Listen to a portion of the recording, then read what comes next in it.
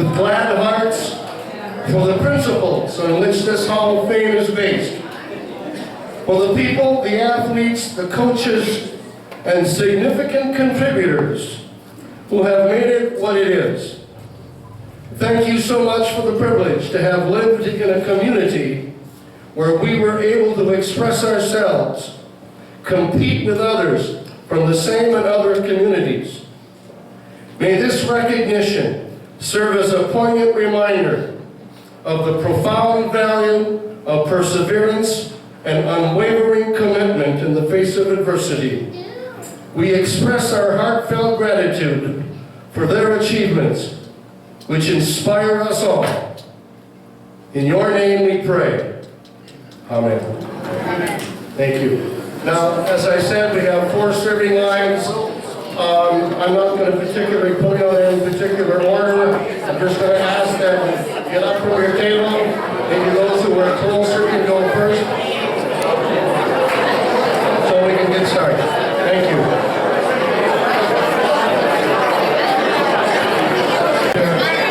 Return to your seats as soon as possible.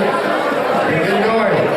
We have 13 new inductees, which means we hope that we're not leaving for Sunday Mass at the end of the program.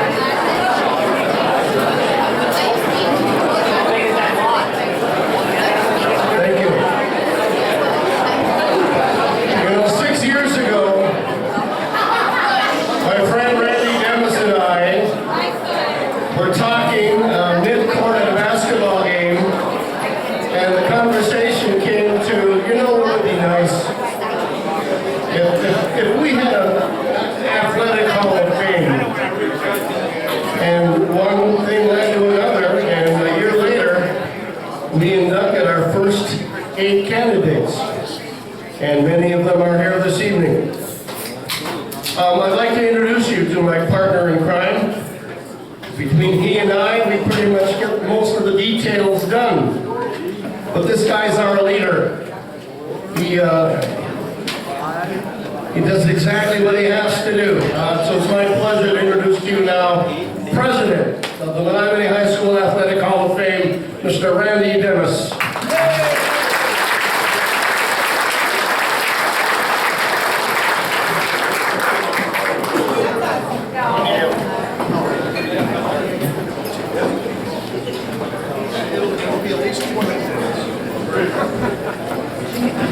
Hello, friends. First of all, let's give a big thank you to the staff of Pullman House here for a wonderful meal. To the staff here in an hour's time, we ate, we drank, we ate cake. Our tables are basically cleared off and we're ready to go. So,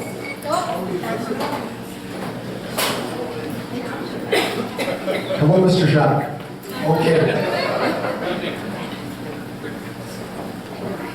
So, I'm looking out at everybody right here, and yes, this is something I want to say, but is it a great day to be in maroon or what? All right. Good evening, and welcome to the 6th induction ceremony of the Menominee High School Athletic Hall of Fame. And it is really cool to see everybody here. I'm going to take a few moments to go around the room. Hopefully I can do this with no notes, but I'm going to ask for all of the inductees this evening, or the inductees representatives, to stand and be recognized. And first of all, Ashley Tancalini Hansman, thank you. Stand up, please. Let's give them.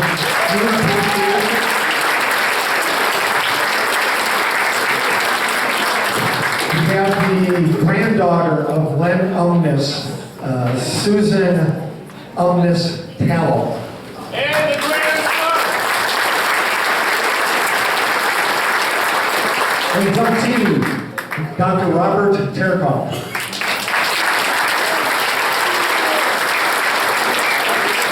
And inductee, Jason Boucher.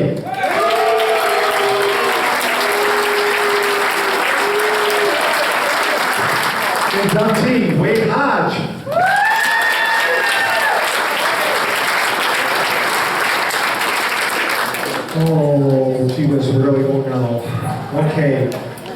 Inductee, representative for Ben Fernstrom, Joyce Panaski.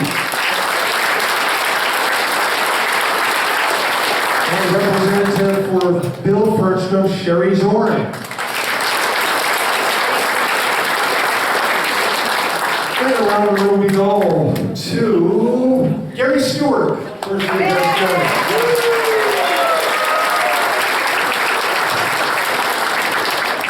Next pretzel, Pete Pericolosi. Representative of the 1929 point-a-minute football team, Sally Kudlicki.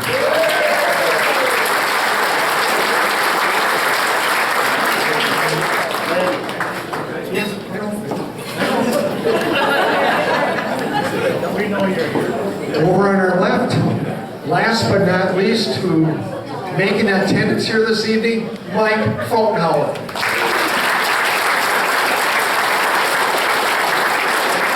Family representative for Dr. Brunell Stripling is his son, Brunell Stripling.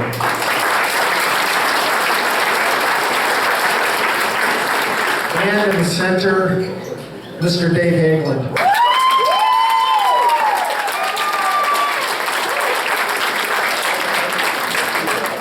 It is an honor, and I'm humbled by being in the presence of everybody's, the inductees, their family, their friends here this evening. Really special to have you guys here. It would be also very proper at this time to recognize past inductees that are with us this evening. So I'm going to take a few moments, and I don't know where they're at, but I pretty much know, but we're going to introduce past inductees. And let's just start over here in the far corner, Coach Ken Hofer.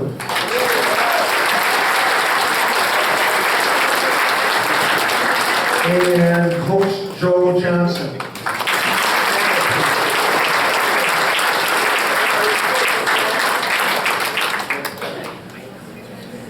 All right. We have, over to my right, Brett Pearson. And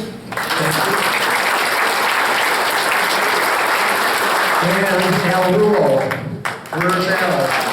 Al's right here.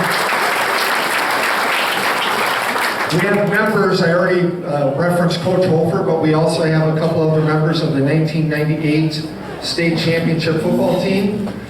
Is Mr. Van Dynen here? Mr. Van Dynen is here. He is, I haven't seen him. Where's Coach Van Dynen? Coach Van Dynen, stand up please. And right next to him is Richie Sikorsky. Thank you, Rich. We also have a special grouping of coach and players from the 1967 State Championship basketball team. I'm looking right at in front of us right here. Please stand as your name is called. Pat Miller. Coach Bob Preacher. Greg Matz. Bill Jones III. And Bobby Johnson. Bill and Bob Johnson. Thank you.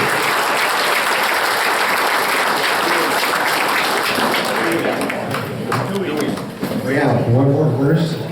Oh, gosh, the last person to buy a ticket, Dewey Belial.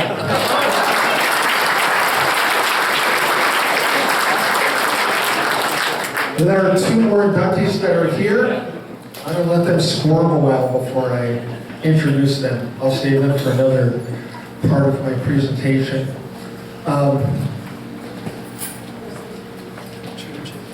It is proper at this time to recognize the people, groups of people that make a ceremony like this come together. Our leadership always starts from the top, even though names have changed. The Board of Education and our school administration has provided us support from when this first was accepted back in 2017. We thank our upper leadership. Thank you. I would like our members of the Athletic Hall of Fame to stand up when I call your name, please. And these are the folks that make the decisions during the course of the year. Mr. John Wills, where's John? Over there, John Wills. Sam Larson, Coach Larson, please stand. James Scholler. And Owen Peterson. Okay.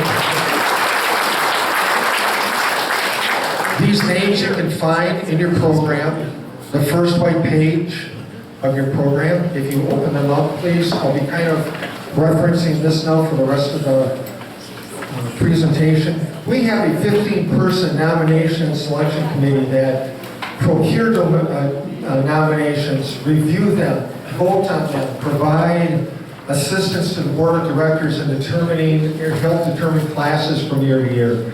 And when you look at the names of those folks, they put in a lot of time, and we recognize that their involvement is very, very much important. So thank you to the members of the Nomination Selection Committee. I'm now going to reference you to the last white page in your program. And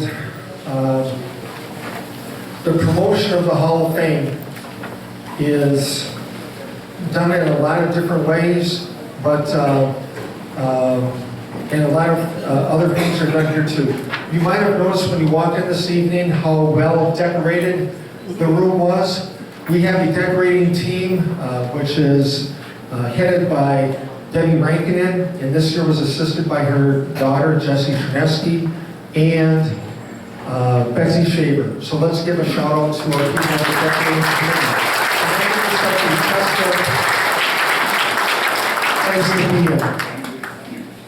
It was very gratifying to see the number of people that went over and looked at the picture collages. How well done is that over there, depicting the 12 or 13 inductees? Just absolutely fabulous. She has done this every year, compiles the photos, and makes the collages. Allison Stewart, please raise your hand.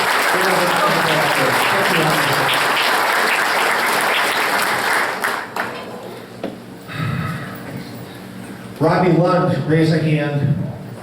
There's Robbie Lund, owner of Shuby's, makes all of the plaques and other various things for our Hall of Fame. Thank you for your local assistance in getting the job done in a very timely, efficient manner. Thank you, my friend.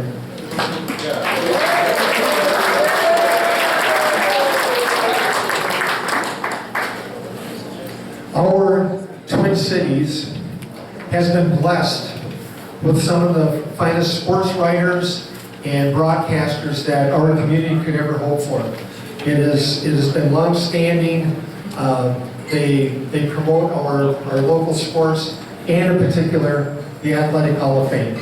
I would just like to recognize the people that we hear on the airwaves: Jim Callow, Josh Kellner, Eric Bergstrom, and Kit Donaldson.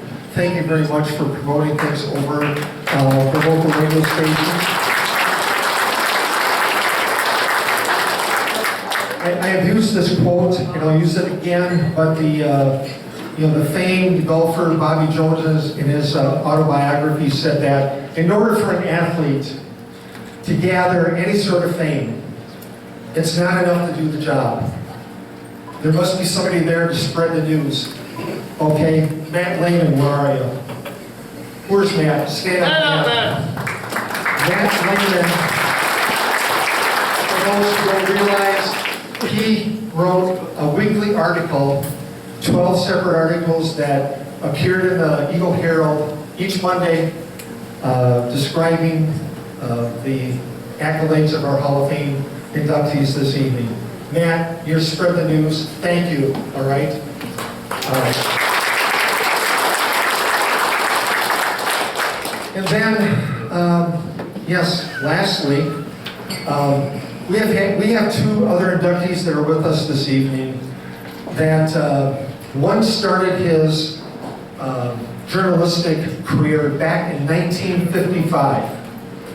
Okay, he is still writing for the Eagle Herald of various informative articles. The other inductee that I'll reference started gracing our airwaves back in 1957. Okay, we're talking 69 years and 67 years of journalistic and broadcast excellence. And they're both with us here this evening. And they promote the Hall of Fame. We are very, very gracious to Larry Epsch and Chuck Patrick.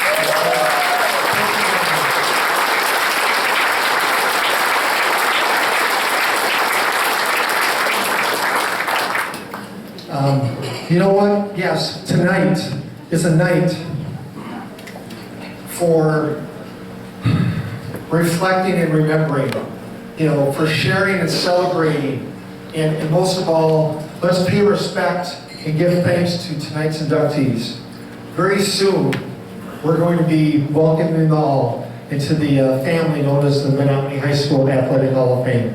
All right? So, shortly though, we have one more thing that we're going to provide. And the last 5 induction classes, we have had the privilege of having a keynote speaker. And tonight it continues.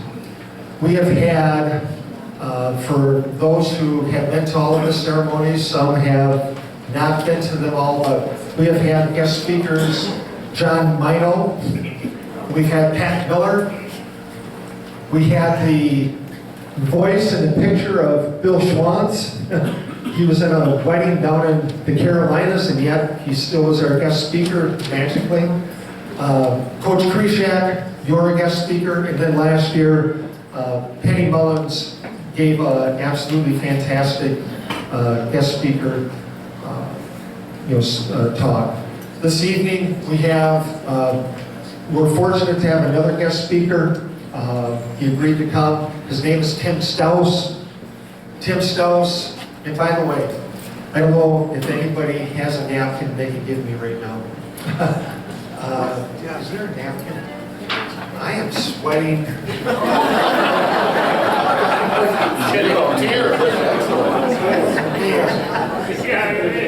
It's only 64 here, right? I feel like I'm on a golf course here. Tim Staus, originally from the Madison area, went to school at Northern Michigan University, got a job as a commercial banker, was recruited to Marinette to be a commercial banker here, eventually got recruited to Marinette High School to teach at Marinette High School, where he further was involved with coaching football. He was also an administrator there. Tim's involvement with football as an assistant coach and the defensive coordinator led the 1989 Marinette Marine football team to their state championship. So he was involved with that team. The Stevenson National Bank eventually got him back, and he finished his commercial loan activities at the Stevenson National Bank and Trust this past December, and now he is retired. Truly a community icon. He is married to his wife Connie. They have 3 children, 11 grandchildren.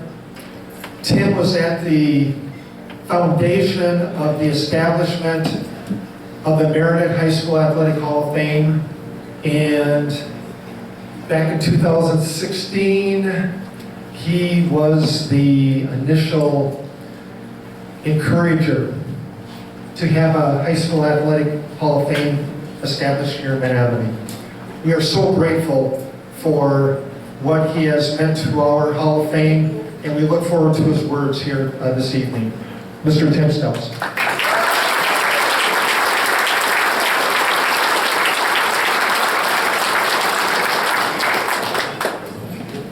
Well, Randy's hired for my eulogy.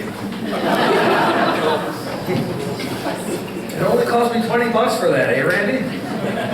No, I gotta tell you, it was Randy and John who have just absolutely busted their tails to get the Hall of Fame started. And Menominee came to our first one in Marinette, and I know that side of the river might be a little bit dirty word here tonight, but hang in there with me. But I'll tell you, when they came and the first Hall of Fame we did, I said, I am telling you, I moved here in 1983, and I was fortunate enough to play football at NMU, where the N stands for knowledge, and a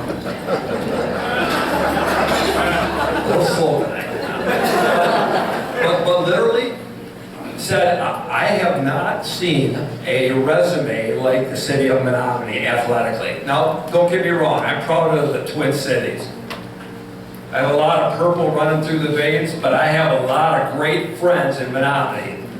And a lot of that have deservedly gone into the Hall of Fame. I have had a deep respect for the Upper Peninsula because of the 4 greatest years I ever had in my life.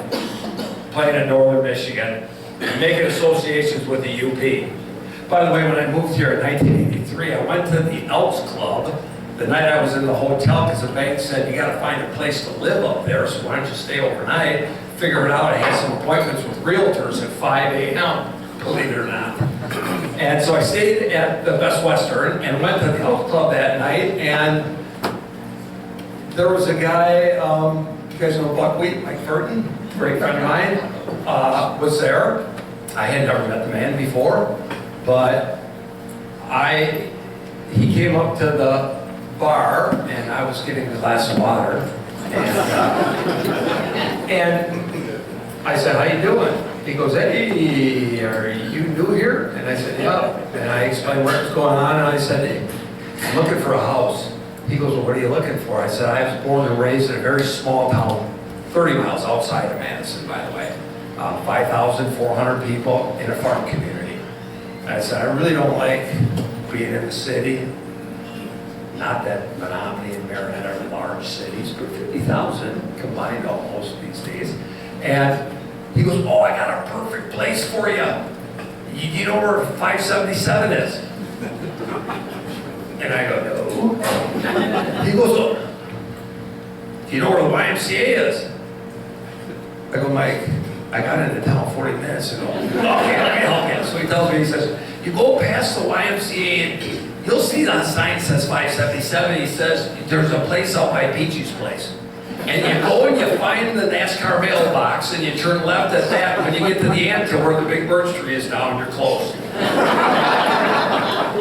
I thought to myself, that was interesting. I said, you happen to know the names of the roads? And he said, you'll figure it out. You can't miss the NASCAR mailbox. So it was the same guy, a group with Mike, in the same group, a different guy who came up a little bit later, said, hey, I heard Mike said you're looking for a place. Do you know where Peachy lives? I kid you not. And I thought to myself, I am in the right spot. No, I'm serious when I say that. Because I have never met kinder, more generous, more honest, and this includes the kids you raised, harder working, respectful people than we have in the Twin Cities. And Menominee has wrote a book lately on accountability to excellence. And to that, you're to be congratulated. I have the utmost respect for the product you're putting out there, not just in athletics. And athletics are, and I know there's some educators here. I was one of them. But I'm going to tell you right now, you want to know the greatest classroom in the United States of America? Athletics. It is. Because there's a couple things athletics do that not a lot of other places do. I don't write speeches or anything, but I thought you wouldn't believe me if I didn't have some documentation on this, and that whole thing is not there. This was stuff I was supposed to do with my grandkids today. But there was a study done by a market research database worldwide, originated out of Germany, who was assigned to do this market research in the United States of America. Goopnik's real market data research, very well known, on what is the benefits of high school athletics.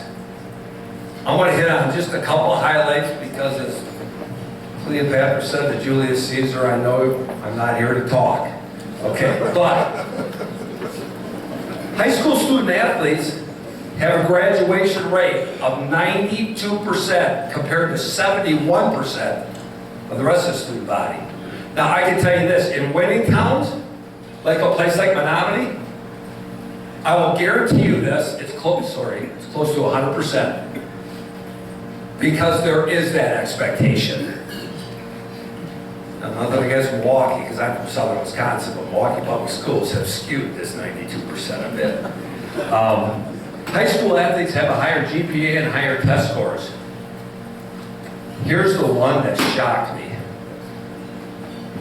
Attendance, the number of absences per year from a high school athlete, 6, compared to 21 absences from a non-student athlete. And when I say student athlete, I should include extracurriculars too, because there's a lot of committed people in extracurriculars. The last one is overwhelming that the number one influence on towns in America of less than 50,000 in population is the performance of your high school athletic programs for the culture of a community. Bingo. And I will go to my grave saying that this town, your town, has kind of been the model of small town America when it comes to athletic success. And I told my wife, I said, you know, Connie, it should be ranked the #1 show in small town America athletics. You've had an ungodly run of success, and not just, I mean, I look around the room and I see the Krishaks, I see the Holfers, I knew the Englands. I knew all those names. And now you got the Brants, and now you got the Larsons, you had the Percolosis. By the way, Pete, is there anybody in Iron Mountain that does not have a last name that ends in an I? Mariucci, Fedrizzi, Ferroni, Peruti, hey. Anyway, but I have loved athletes, and I was lucky enough to be in a position, and sometimes unfortunate enough to be in a position to hire, as well as determine if someone should be walked out the door in the careers I had. Now I'll tell you right now, I will take an athlete and I will hire them every day of the week and twice on Sunday. Because athletes do 3 things that not a lot of people do. They do what nobody else is really willing to do. Jason, 1,000 shots. 1,000 shots a day. Am I right? There are people that can't count to 1,000. Much less shoot 1,000. I'm going to guess that in the Hodge family, they probably had a pogo stick that he used for the first high jump, or first pole vault. I mean, the Turkoffs. By the way, where's Dr. Turkoff? How many of there are you guys in this freaking house? I kid you not. Every time I turn around, I had called the head coach up in Northern. He was the new head coach this year, and Stewie knows him probably by now. And I called him and I said, listen, there's 2 guys you got to get. One's name is May, and he lives in De Pere. Played for De Pere, and the kid is greased lightning in a bottle. The second guy you got to get, no matter what, is the Turkoff kid from Menominee. I said, because I'll tell you right now, I don't give a rat's rear end if he's in tiddlywinks. He's going to find a way to beat you. The kid is a competitor. His brother's the same way. The Turkoffs, you look at the names in this town. Holy buckets. Second thing an athlete is always going to do. Athletes think winning is important. I'm not so sure that that's an acceptable societal thing these days to say that. But winning does matter. By the way, ask a World War II veteran if winning mattered. Yeah, you bet. Ask a dad or a mom with 3 kids if winning the interview is important. Ask a heart surgeon if winning the surgery that day is important. There is a reason there's a scoreboard in the United States of America, and a reason that America has a spot in their heart for people who compete and put their face on the line against all odds would people think, because I gotta tell you, down at Detroit this year, in the state championship, against a team that won 16 state championships, nobody gave the Deer Hunters from up north the chance to win it. And for all the 35 seconds, you won it. I would hate to bet against Menominee next year because I think they tasted it and I think they don't like the taste that happened. Third, athletes get the notion that you have to be accountable. Because I'll tell you, the coaches that are here tonight will tell you sometimes they take the great ones, and we got 12 of them right now that are here tonight to be honored. And I'll tell you, there are coaches that take you to the limit, to the cliff, and some would jump off. But great coaches take those great athletes right to the edge.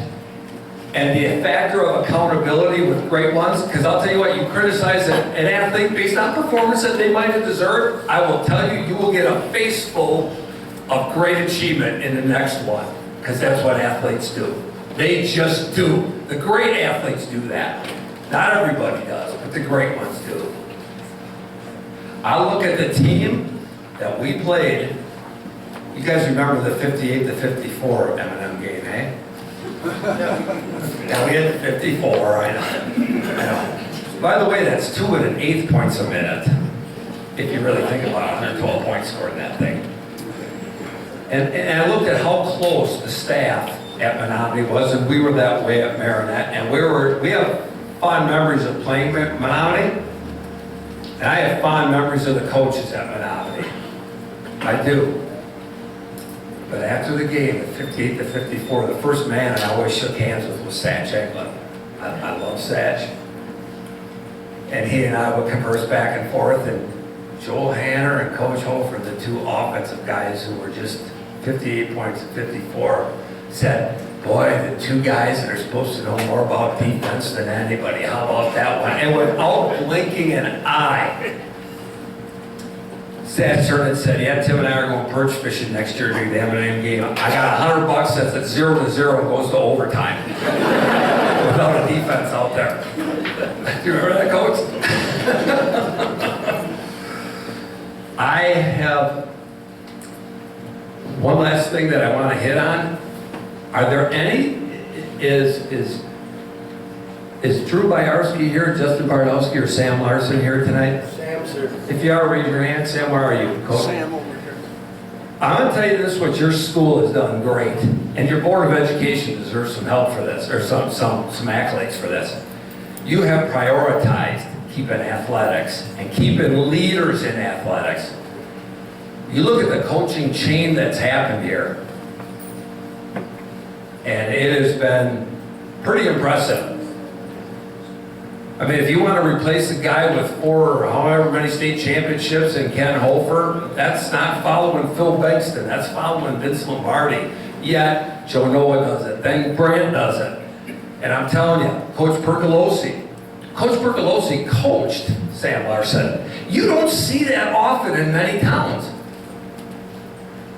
And when you get a head coach that mentors a player, you know, those two guys deer hunted together one time. Sam calls him up and says, Coach, I'm having a little problem with the 2-3 zone. Coach Pergolosi said, listen, bud, it's friggin' deer season, man. Why don't you call me on Christmas Eve when I got a little more time? So, he says, I'll tell you what, though. I'll pick you up in the morning. I'll go up to a place. I'm going to ask this guy if we can hunt. We coach this kid. And then afterwards, after we hunt, we'll head back and we'll call it a day. Well, Coach Percolosi goes up to the house and says, Sam, you just wait here, I'll ask him if we can hunt. And it was a parent of a former player, and the guy, he knocks on the door, and the guy says, hey, Coach, I can't tell you how much I appreciate what you've done for my son. My son works hard in life because you were a guy who helped him become a man. But I got one problem. I need you to do me a favor. I got that horse out there that's been just a great family animal. You gotta put it down for me. So Coach Bertolossi was like, okay. And he's walking back to the truck, he gets this bright idea. Sam's a pretty sharp guy, but I'm gonna get him this time. So he goes back, he says, Coach, what did he say? He said, you know, you guys don't know jack crap about basketball. My kid could have been way better off playing anywhere but here. So you know what I'm gonna do, Sam? I'm gonna shoot his horse. Rolls the window down, out goes the gun, bam! Sam, Coach Bertolosi's like, you got it good this time.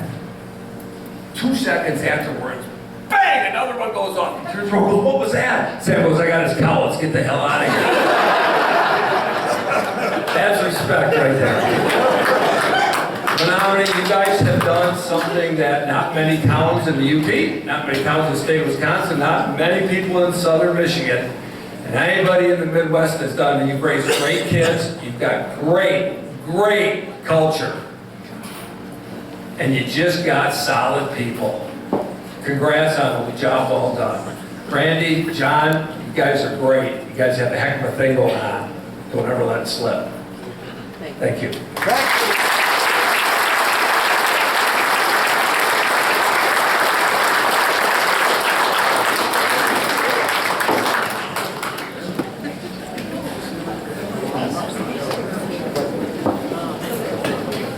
Three things you don't do in the entertainment world. You don't follow dogs, you don't follow kids, and you don't follow motivational speakers. Thanks for all you have offered us tonight, Coach. We very much appreciate it. Just a few announcements. Following the presentation this evening, there'll be 3 photographs taken. And I'm going to say this about 10 times tonight. The first photo will be all of the inductees, this evening's inductees, or their representatives, up here under that M. The second picture will be the 26 folks who are here representing their ancestors who played on the 1929 team. And the third picture will feature the 1967 basketball team, because all 5 of the starters and their wonderful 6th man is here this evening. So 3 photos. I'll say it again in a few minutes, in case you forgot.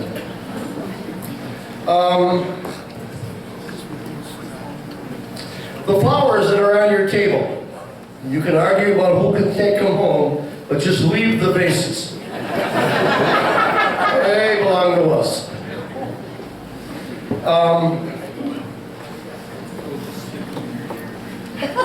I would like to begin out of order this evening. One of our presenters has to be at the prom tonight. Don't get me started about prom night conflicting with the Hall of Fame night, but it happened again. So I'm going to have Mr. Dave Matthew come forward at this time.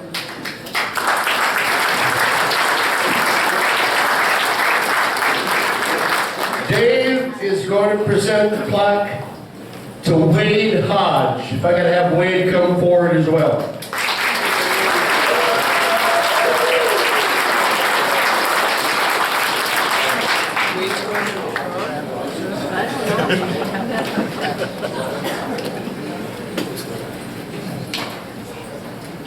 Would you like to say something, Coach?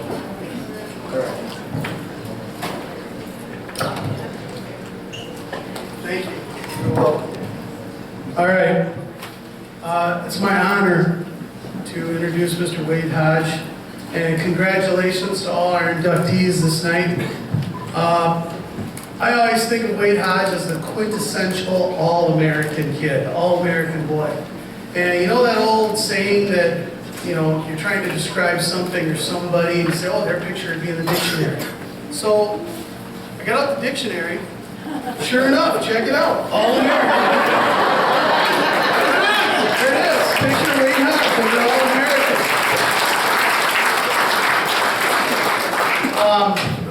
Obviously, dedicated, sportsmanlike, fearless, teammate, successful, tenacious, athletic, gracious, humble, and maybe most importantly, scholar athlete are all descriptions that his picture could be in the dictionary.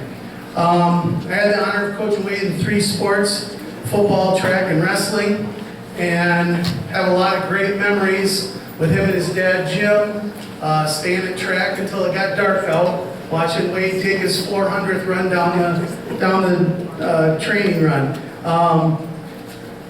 A special memory is with my brother Josh and myself. The pole vault pit in Menominee was notoriously very small on the front end. The pads that stuck out, which we found out years later was actually illegal, and we had to get a new one. But so when Wade was jumping, 13, 14 feet in the air, my brother Josh and I would stand in front of the 2 pads there, so if Wade ever came off sideways, we could, gently redirect him on. I think only one time I had to push him back onto the mat, but maybe it was a mental thing. So my brother Josh and I got to see the high-flying adventures of Wade Hodge up close. Wade's a perfect example of all the things that sports teach us. And maybe the greatest compliment to Wade and to a lot of the people here is that I'm always telling stories to my athletes. I've been doing this for 35 years now and coaching a lot of kids. And whenever I can tell stories about a kid to a kid, I got an undersized football player. I'm like, hey, we had this guy named Wade Hodge, man. He did this and he did that. And or we got a kid that's not getting it with his technique quite right. Hey, you got to be like Wade Hodge. You got to come on here and you got to do it. You got to go down that runway and again and again and again, right? And off topic, off of Wade for a second, it happens a lot. I talked about Peanut over there. Kid says, I'm going to be in the NBA. I go, well, you better start being like Peanut and shooting 1,000 times a day and dribbling the ball. And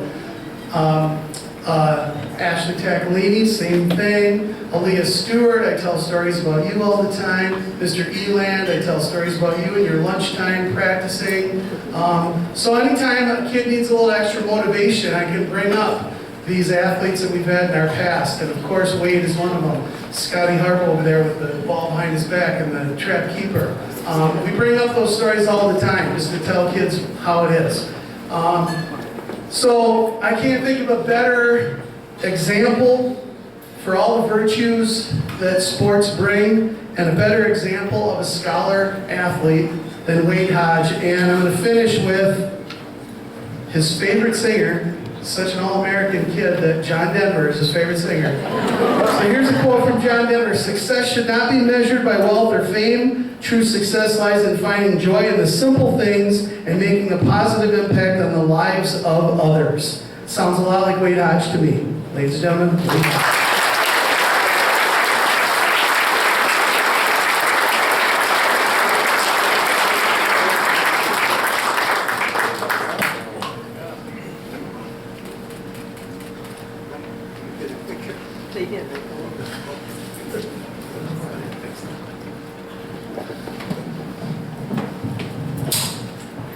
Thanks, Dave. Nominating committee, thank you for this wonderful opportunity. Friends, family members, thank you for being here. This is a really special night for me because not only do I get to be here, but my uncle Bob Turkoff is also being inducted into the Hall of Fame. So this is really, really, really special and really great. So. I've never imagined I'd be up here, being recognized for flinging myself up in the air with a stick. I fell in love with pole vaulting at a really early age, largely because of my dad. My dad, Jim Hodge, was a UP champion pole vaulter from Wakefield, and that was back in the day when the sticks were made of bamboo and the planting, or the pit was a pile of sawdust. And I idolized my dad. And because of that, you know, that's the reason that I just decided that I wanted to be a pole vaulter as well. And I can remember spending pretty much every day during the summer months at Walton Flash Field with my dad practicing. He would be out there with an old school VHS recorder and just recording jump after jump, and we would sit down and watch reels together and look at the timing of the plant and the technique of the shoot and turn and release, and it was just something that we loved to do together. We had a blast doing it, and I owe so much to my dad, as well as the many influencers that supported me and coached me through my time at Menominee High. Ken Hofer, Dave Matthews Sr., Joe Johnson, Bob Krishak, Ed Malachuk. These guys really taught me how to push myself on the field and in the classroom. And that's something that I carry on, you know, into how I live my life today. I wasn't really the most naturally gifted or talented athlete or student out there, but I made up for it with a lot of grit and hard work, and I think I really learned that from these guys. You know, I feel so fortunate to have grown up in the Menominee school system, being supported by so many wonderful teachers, educators, coaches. I couldn't be prouder to be a Menominee Maroon and call myself a Menominee Maroon tonight. I'd like to just give a special thanks to my extended family, uncles, aunts, cousins, grandmother for being here, for my close friends for being here. I think most of all, I would like to just thank my mom for all of the love, support, encouragement, pick me up that she gave me. I know that I wouldn't be the person I am today without her. She's just the best.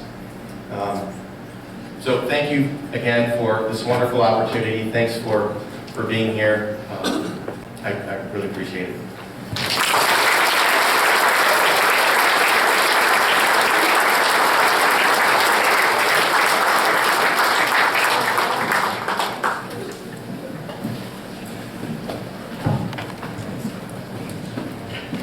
Now to the top of the ledger. 1929 football team. This honor, I believe, is long overdue. I appealed to descendants of the team very, very early on in the year. And luckily for us, we wound up with 26 direct descendants, children or grandchildren, who are with us tonight. What I would like to do is I would like to introduce them to you. Representing the late Jim Peters is Ted Story. Is Ted here? There he is. Representing Clifford Swede Nyberg, his children Karen Nyberg Nichols and Paul Nyberg.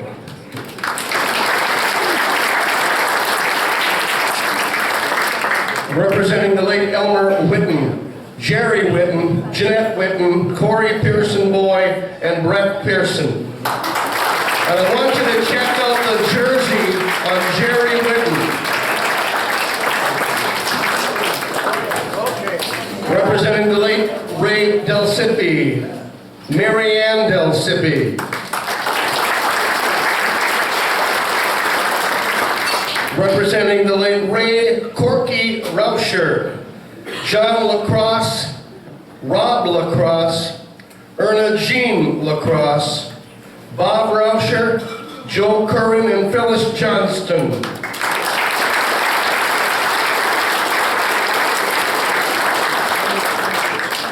Representing the late George Stackett, his daughter Sally Stackett Kudlicki. Representing the late Ray Roll, Jody Roll Burns, Betsy Roll Arkins, his daughters. Unfortunately, We were to have Dean Leaf here this evening speaking about his grandfather, Robert Tilley, but unfortunately Dean passed away 2 weeks ago and was unable to, of course, join us. Okay.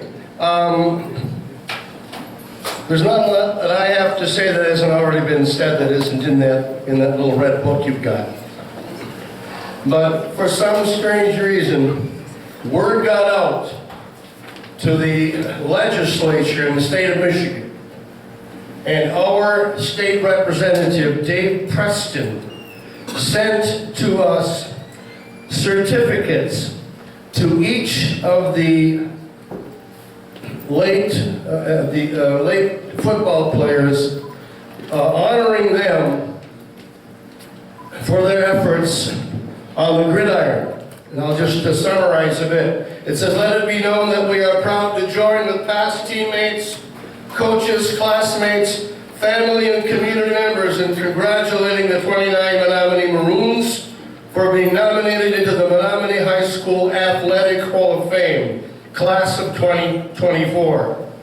The 1929 Menominee Maroons were Gilbert Stewart, Kurt Smith, Eddie Enders, Captain Jim Peters, Robert Runquist, George Oxted, Bill Wannett, Cliff Nyberg, Francis Talent, Elmer Witten, Jack Kreitz, Joseph Jankwart, John Coleman, Ray Del Sippy, Corky Rauscher, George Stackett, Francis DeMarsh, Gerald Enderley, Virgil Maloney, Harold Jansen, Ed Jubin, John Grun, Robert Tilley, Fred LeBrun, Harold Smith, DeForest Colburn, Fritz Cairns, and Ray Roll. In special tribute, therefore, this document is signed and dedicated to congratulate the 29 Menominee Maroons for their outstanding record, earning them a permanent place in the Menominee High School Athletic Hall of Fame, class of 2024. Signed, Dave Preston, State Representative, 108th District. I think that's kind of cool.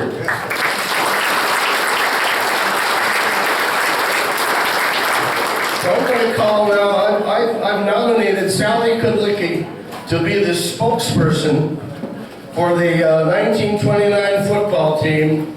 She will accept the plaque. Actually, it's just a plate. It's going to be going on our Hall of Fame display at the high school. And then I'm going to present each of the descendants their certificate from Representative Preston. Sally.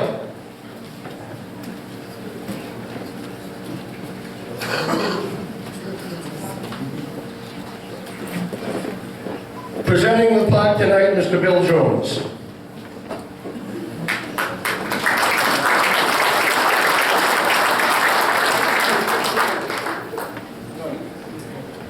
You want to say anything? Say hi, Bill Jones. There you go. Photo opportunity here.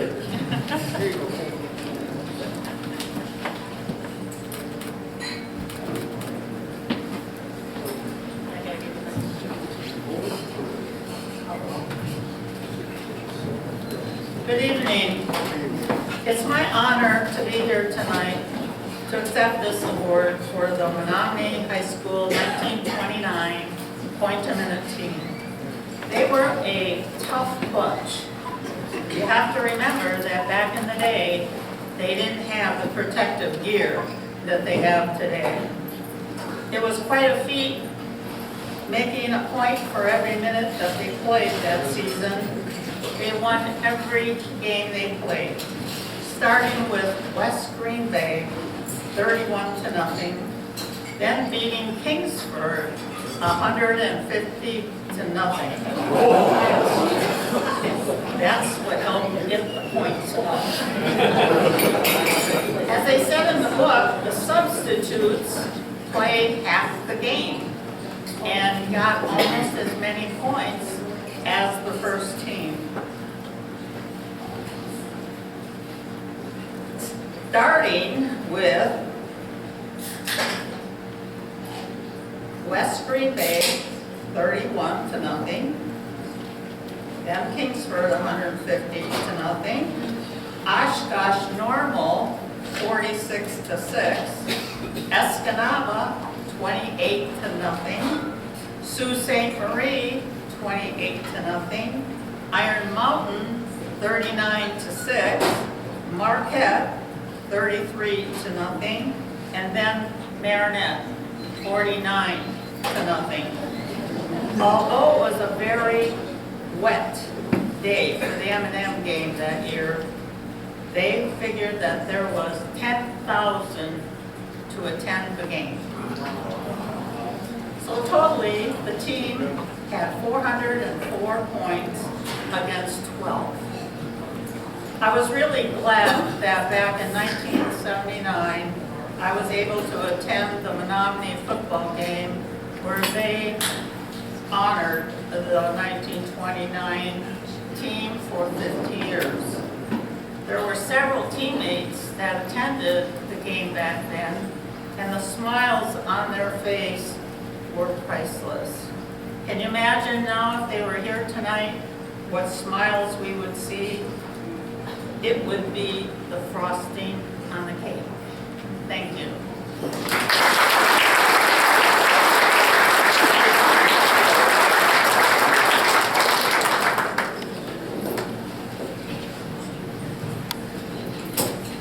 I shared a table tonight with the grandchildren of Len Umness, so our next recipient. Susan Umness Tallow and her brother David.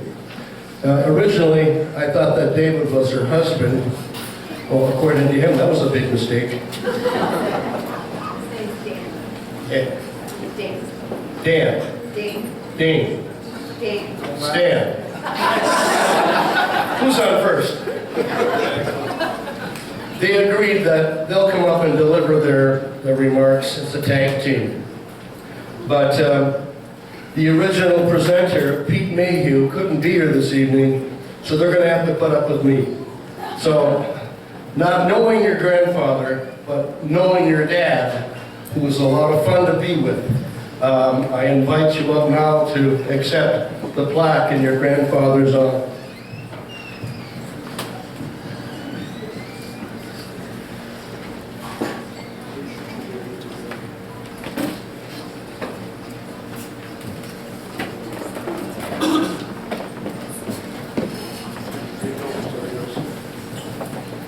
Thank you very much for honoring my grandpa with this award. He would have absolutely hated this. He was a very humble guy who didn't like a lot of attention. He just was doing what the Lord called him to do. And Dan has a good story about some of his coaching philosophies. My grandfather played for Menominee over 100 years ago. And it built a tradition in him that was a family thing. I swear we came out of mom's womb and we were handed a football. That's just what we did. Our father and my grandfather never pressured us into sports, but they asked me one day, would you like to go out for football? I'm like, well, yeah, this is part of our life. Well, he coached a college that was for pastors, and a lot of his talent came from guys that never even played high school ball. They might have peaked a little bit later, but they went, and you can read his bio. He has an unbelievable resume of winning. He didn't accept losing, and when the guys thought he was tough out there on him, because he was a Lombardi guy, he said, you think it's tough on this field, gentlemen, you wait till you get out in the mission field and start dealing with God's work. If you think that this is hard, wait till you get there. He died at 96, and we had a packed church. And we couldn't stand there long enough listening to player after player after player. And what he loved to do was to go watch his players go preach. That he could go to their church and watch them preach a sermon, and that he was prouder than you could imagine for what they did out there and how they accomplished. And he went through 5 different sports in that college, and he coached without no assistance. He was the only coach in baseball, football, basketball, wrestling, whatever he took on. My sophomore year of high school, I thought it was pretty tough wrestling, and I went and took on my 75-year-old grandfather, and I was humbled immediately. That guy was a beast. But I love the guy. He was the greatest guy in the world, and when we were outside getting in trouble, he'd always come out, what's the big idea, you guys? and we knew we were in trouble because we didn't have an idea. But love the man. We thank you guys for building that tradition in our family. Football is a big part of our life. Wrestling is a big part of our life still. And we just appreciate your honor. And like Sue said, he would absolutely hate this. Thank you.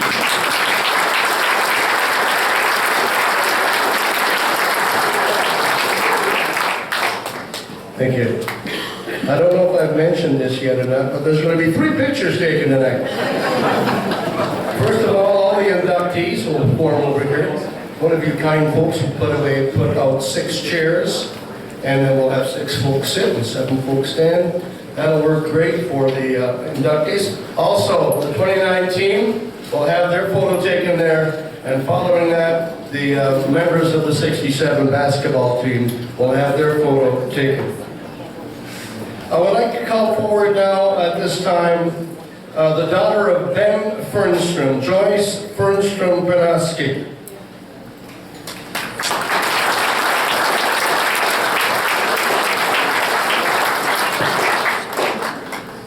Once again, I have the honor of presenting the plaque to Mrs. Banaski.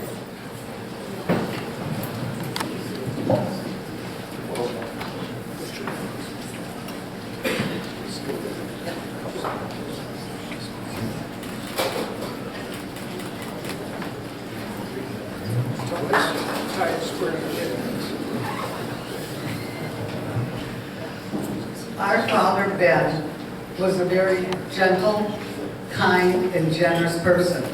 His nickname was Gentle Ben. He would be thrilled by this honor and also very humbled by it. He lived to be 96 years old, and 1 month shy of his 80th birthday, my father, my sister Judy, and I took a little trip. We stopped off at the Cut River Bridge, and we decided to walk down the 231 stairs to view Lake Michigan. Well, we viewed Lake Michigan, and we were all on the way back up, and we somehow lost track of our father. Well, I was the last one up. My sister was second. We got up there, and he asked us, "What took you so long?" Well, guess what? He ran up the stairs, and we walked.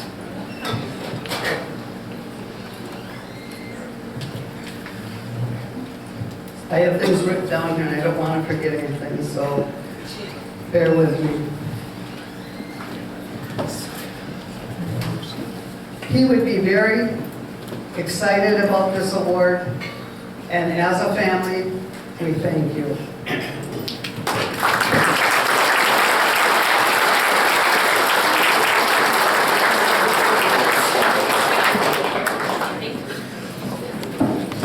Who was older, Bill or Ben? Bill. Bill was older? Yes. I'm sorry, Sherry should have come up first. That's right.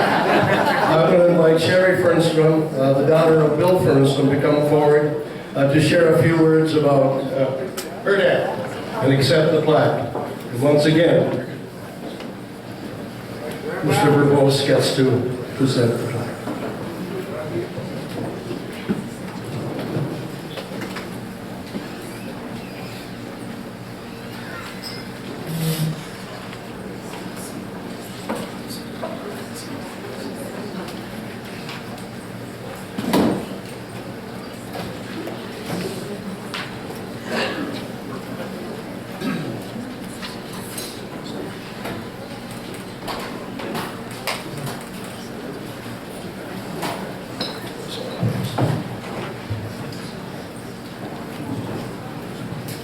Well, call me Joyce, Dad or Bill, as I refer to him as, was the firstborn. I don't think he ever let Dad forget it. But anyways, he would have been more than honored. He waited 100 years and 5 months for this award. Passed away in 2021. But anyways, way back in 1937, there was no track team. Dad and Uncle Ben begged, along with other classmates, to have a track team put together. And they did this for 2 years, back and forth, back and forth. Well, finally, in April of 1937, the school board sanctioned them as a team. However, it was too late in the season for them to get into the 1937 official track team. But they went unofficially and still ran with the Fire Mountain, Kingsford, Marquette, all these other places, and beat the heck out of those schools. And the following year was their really first year, which was their senior year in high school, to really show what they were capable of doing. And of course, they won the 200-yard dash, 400-yard dash, and set school records in the mile relay.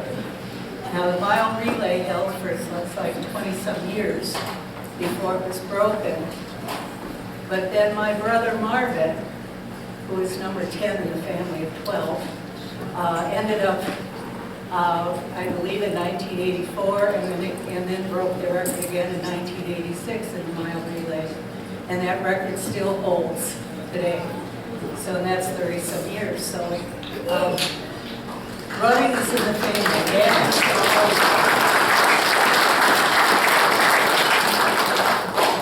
And who knows where he would have gone. They went to, both Ben and Bill went to Michigan State University following high school graduation. Were on the track team there and broke the Michigan State indoor mile relay track record. And it was hard to get more information because the records were so sparse, nobody knew anything. I did a lot of research on this. And then, of course, World War II came up, interrupted their careers. Dad went back after the war, went back onto the track team, couldn't do it because now he's competing with young adults that are like 9, 10 years younger than him. So he couldn't keep up with it. But Dad ran everywhere. I can remember as a 6, 7-year-old, our grandparents lived maybe about 1,000 feet down the road from us, and he would literally run to their driveway while I'm sitting there trying to keep up at 6 years old, and I'd be left in the dust.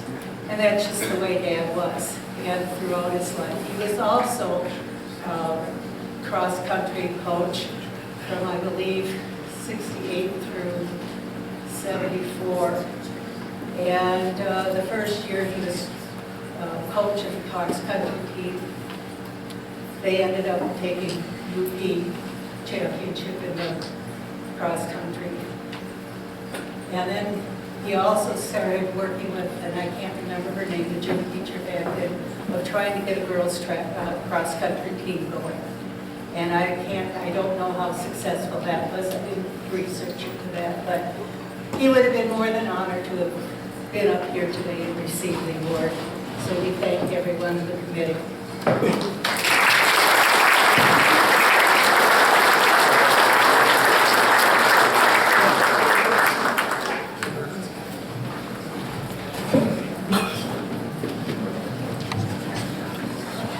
I'm going to ask at this time Bill Schwantz to come forward and have Dr. Robert Turkoff join him.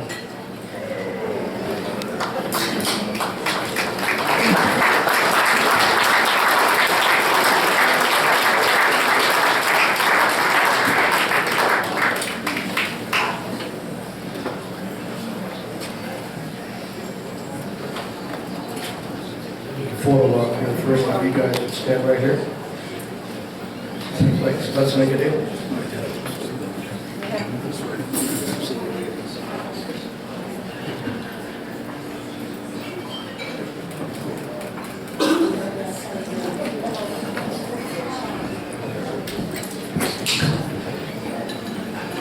I said it was a great day to be a Maroon.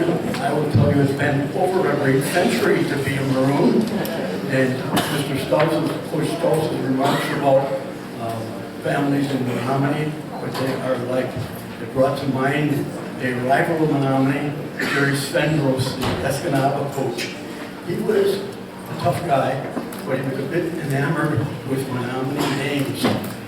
Pearson Boy, the Swobodas, Frank Swoboda in his 90s is probably more active than almost more than half of us in here today. The Terracoffs. The Terracoffs, talk about a century of time. It's kind of been thought that maybe Grace and Greta should be nominated for raising those kids, as that was a very active time for those youth to be around the family farm. I still go out in games, and guess what?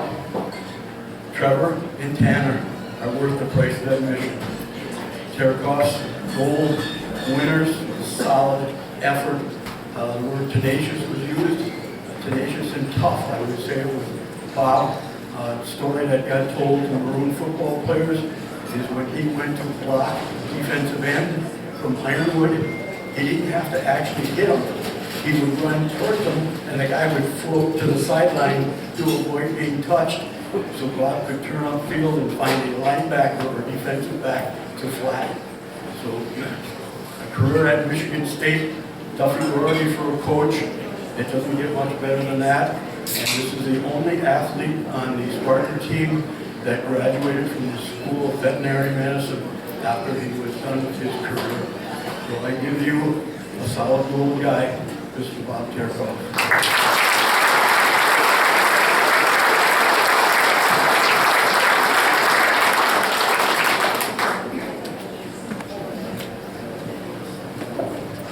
All right, it's great to see everybody here tonight. You can hear me, right? All right. Anyhow, I want to thank everybody again for being here, especially my family and everybody that's followed us all here. Selection committee for including me amongst inductees here tonight. I want to thank God for leading me through my life and keeping me going in the right directions. A few coaches I like to mention, Coach Holford, and also Coach Bellinger. A couple of people that definitely influenced me throughout my career, especially with games. It is a great honor also to be inducted again with my niece, Tiffany Hodge and Wade Hodge, who Tiffany was one of the first inductees, and Wade being here today also. It was a great honor to play with a bunch of people that are here today also. My brothers, Howard, Walter, David, John, all those people in my family, and also, obviously, that Trevor and Tanner to follow throughout the last couple of years here too, and maybe a couple more to come. After Michigan, after Menominee, I went on to play over at Michigan State University with Duffy Doherty. It was a great honor to play with those guys up there. We're down there in Lower Michigan, and a bunch of animals basically on the Big Ten team. And during those years, I also was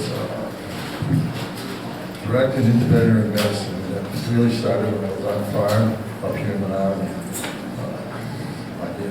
Those guys being a bunch of animals, why not go into veterinary medicine? So that's kind of where I went. And, I was very proud of that and graduated in 1977.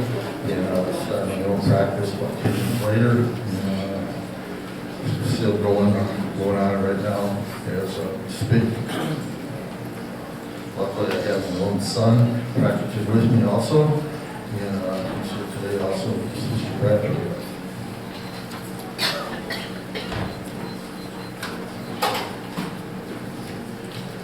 People in Lower Michigan, when I talk about Menominee, they always listen for it. It's unbelievable how much respect they have for us up here. Everything is, they're afraid to play us. if you go down there, they know we're coming down there with guns blazing, and we're not going to back down. As you saw here at the last, playoffs here, even with the basketball team a couple years ago, and also with football team here this last past, or 2 years ago. So, great honor to be representing Menominee in Lower Michigan, with all the people that associated with down there, and great honor to be inducted into this Hall of Fame. Thank you very much.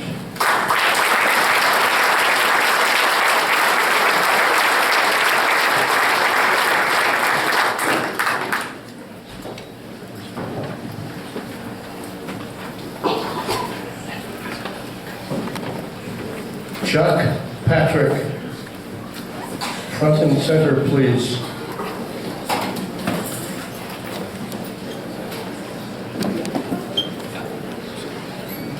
Chuck was the gentleman who nominated Mr. David Haglund for this award, and it's going to be Chuck who's going to present the plaque to David.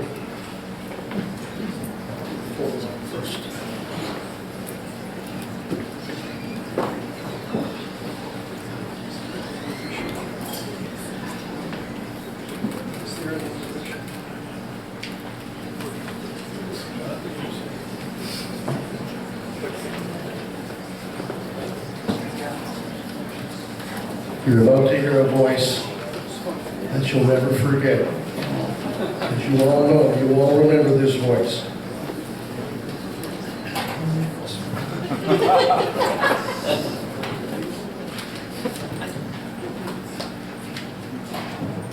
Speed is my middle name. Anyway, Dave and I were talking a couple years ago about when his family moved into my neighborhood. Since then, we've tightened the immigration laws around that place, but he figured it was maybe his sophomore season that they moved in. Back then, I had a basketball hoop and backboard on my garage, and he'd see me after school or in the summertime out there shooting, and he'd wander down for some extra coaching, I think. And we'd play horse or one-on-one, whatever. And it got kind of tiring beating him every game. He kept coming back for more. And I always knew when it was time to quit because I saw tears in his eyes. And I didn't want Mama Hags on my back there when he got home, so we called it a day. Dave kept coming back, and one day he said to me, "Chuck, make me work with me like you did with Pat Miller."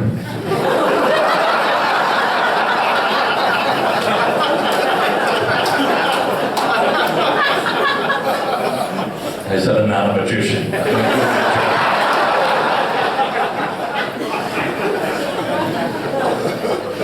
Anyway, back then in the 60s, there was a basketball league, men's rec league. We played in the old Menominee gym.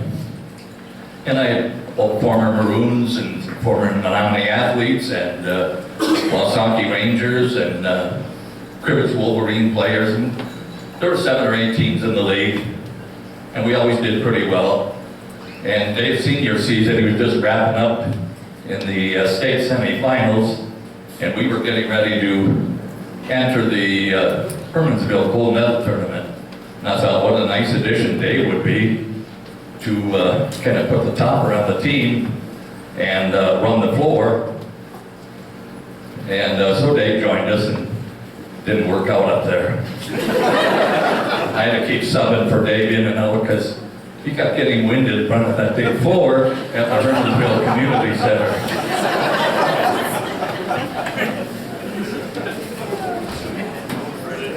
Anyway, Dave is here because of his athletic accomplishments.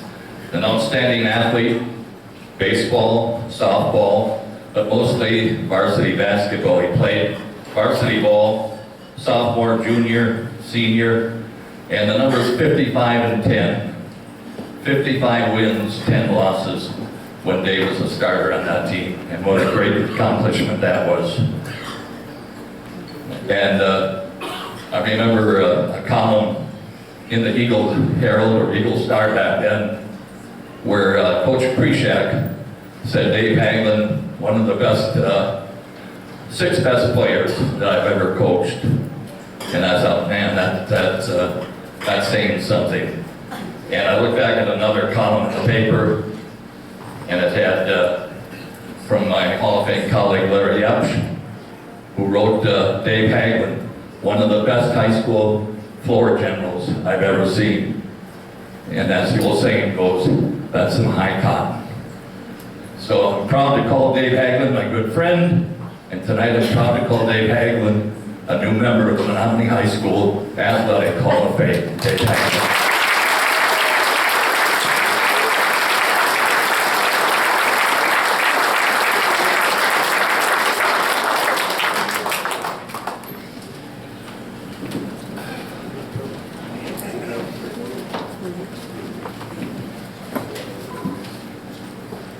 What I had down here, I don't know if it could work very well because everybody kind of said the same thing. So I'd like to thank my family, friends, teammates. Hey, put the microphone to your mouth. Oh, sorry about that.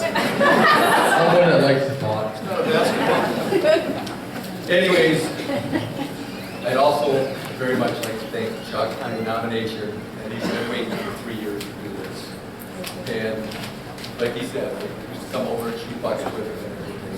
And while playing horse, you know, I went to this famous hook shot he had. Oh, I'm sorry. And anyways, he was almost unstoppable. Like, we were just playing horse, but I couldn't shoot a one shot.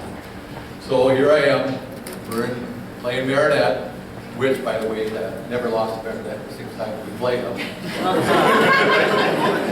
Anyways, I was at the free throw line, and 3 Marinette guys were around me, and I didn't know what to do with the ball. So on a chalk, I flipped up the one shot. And we all know the ending of that story.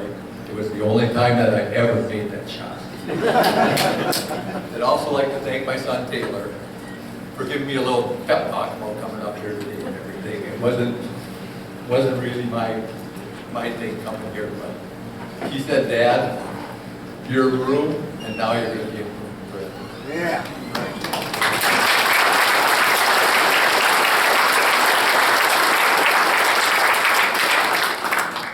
I have some goofy stories to tell you and stuff like that, but I had a lot of encouragement for my family, friends, and everyone else.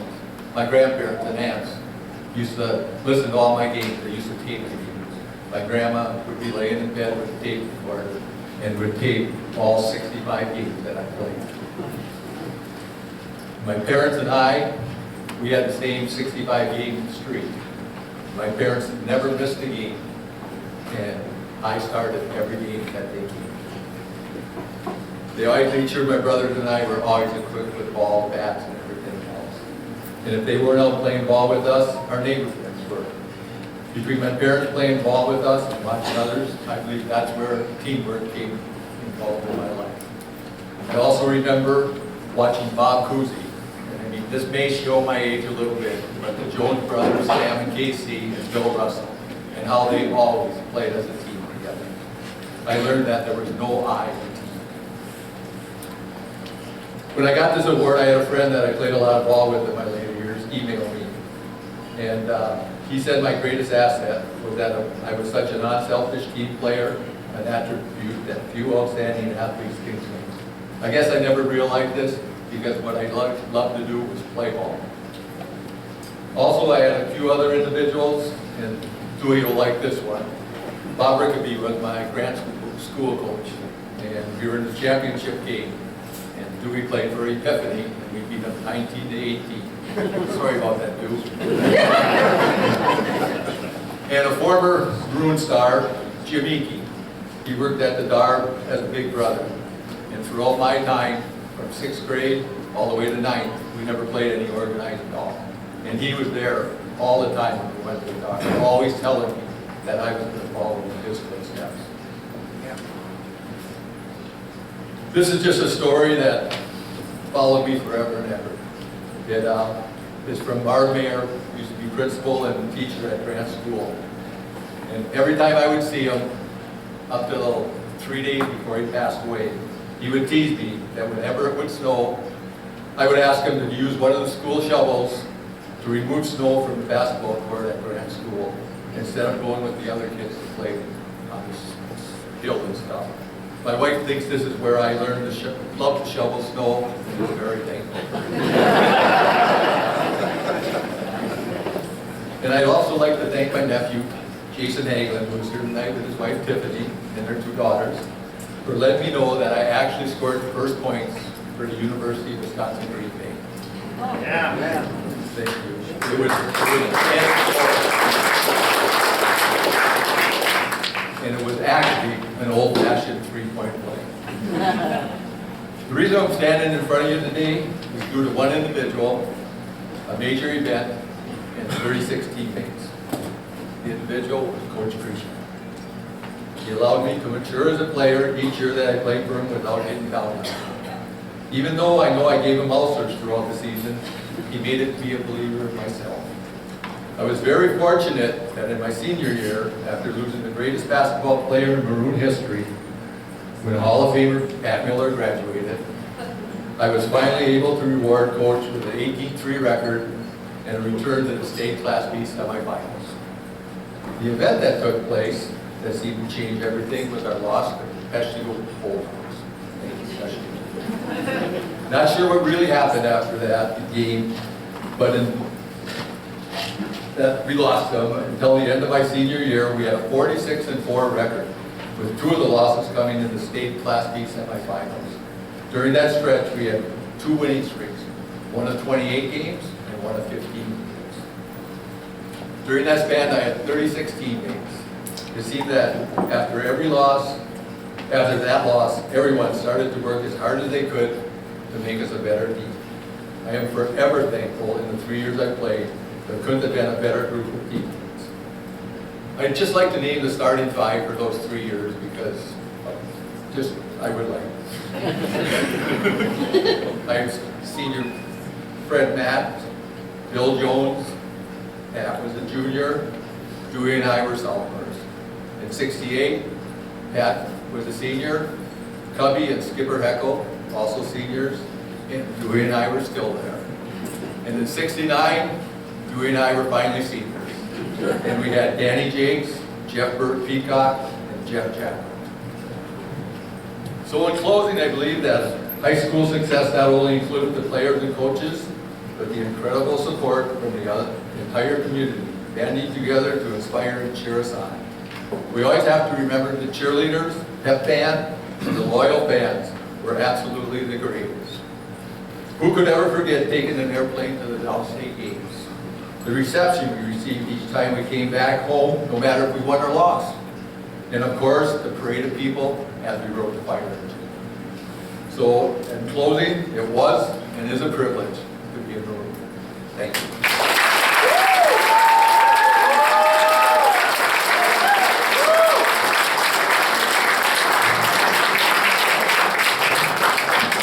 As a personal aside, I think my favorite statistic was the one where Dave Hagen was the one who scored the very first points in the University of Wisconsin Green Bay men's basketball team.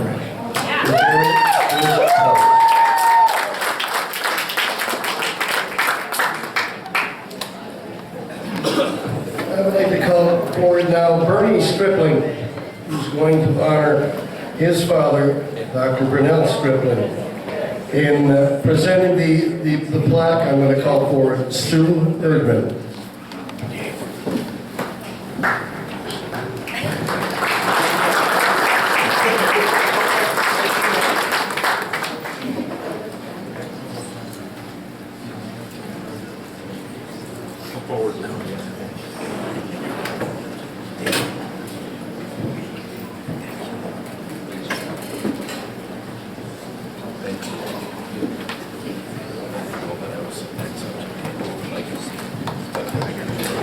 Good evening. It is my honor and privilege to have nominated Dr. Stripling for this award.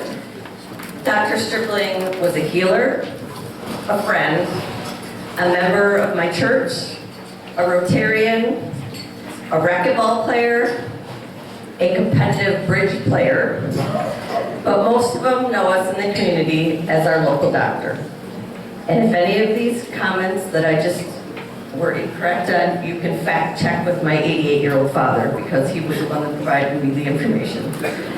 He not only had an impact on my life as a young adult, but also on so many more in the Marinette Menominee community, but especially our Maroon community. Dr. Stripling was the one person who everyone knew, and you knew where to find him on a Friday night during the football season under the lights. He volunteered countless hours on the field, as well as being able to take part in watching the game. I was fortunate enough to be able to take a few road trips with he and my father to some of those Maroon games. I always loved talking sports with my dad, and to have Dr. Stripling along with to chime in with some of his comments was extra special to me. He was a very compassionate person and loved what he did. He was someone that actually made you feel like you wanted to go to the doctor. There were countless times where I actually looked forward to going to get my school physical because I had an opportunity to visit with Dr. Stripling. Myself and my family were blessed to have known him, and we will cherish our fond memories and all he did for our community. A quote that I feel describes him is, "People pay the doctor for his trouble. For his kindness, they still remain in his debt." I present this award to his son and his family for Dr. Stripling.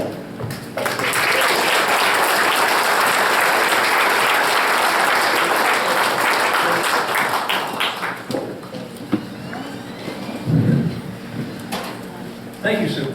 Appreciate it. And congratulations to all the people that have been inducted in the past and tonight and are about to be inducted as well. And I also want to thank Coach Hofer and Mr. Wills. Appreciate it. Thanks for saying the kind words and pursuing this. I appreciate it. All right. So I'm sure if my dad was here, he would be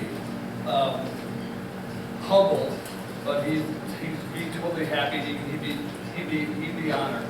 He'd be excited about this, and he would tell you, if he was in my stead, he would give you a bunch of stories. And I'm sure he would probably go past the 5 minutes that we're supposed to be allotted. However, you're getting me and you're getting my perspective. All right, 3 things that my dad held dear: his family, his part in this community.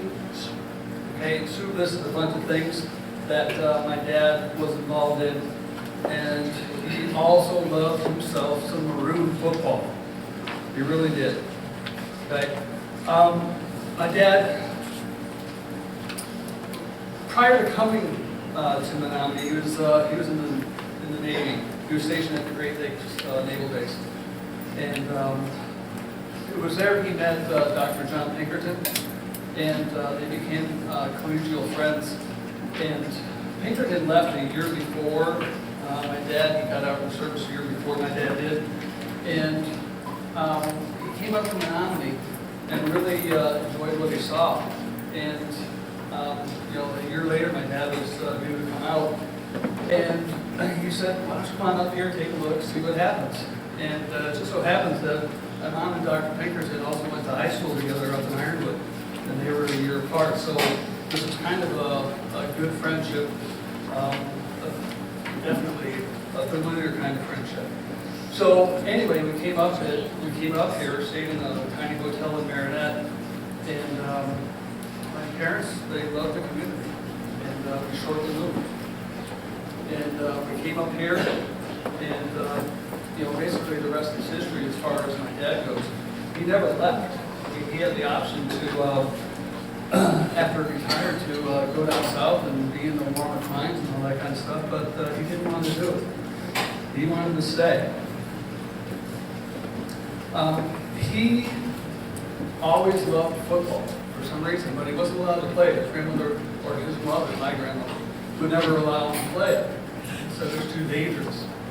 But he always had it in him. So upon moving up to Marinette Menominee, this community, he said, well, I'm going to become a Packer fan. Well, in the late 60s through the 70s, they were pretty lousy. So he turned his attention to Menominee football. And that was about the time when Doug Pinkerton and I started playing football. And so John Pinkerton, Dr. Pinkerton, and my dad volunteered their services. And I'm not so sure, I mean, they had the greatest seats in the house is what they had. I'm not sure how much action they actually had. No, though, in my playing years, there were plenty of injuries. Right, Brett? Constantly be throwing Brett these 50-50 balls, and he'd jump up, he'd make the catch, and then he'd land and would twist an ankle or something like that, and he'd have to be tended to. Or Dennis Swoboda, who had this chronic case of calcium deposits in his thighs, that would have to be tended to as well. So, anyway, he still had the best seats in the house. He really loved his Menominee football. And it was weird though that when my dad hit the sidelines, that's when my mother stopped coming to games. And that was kind of sad. It really was.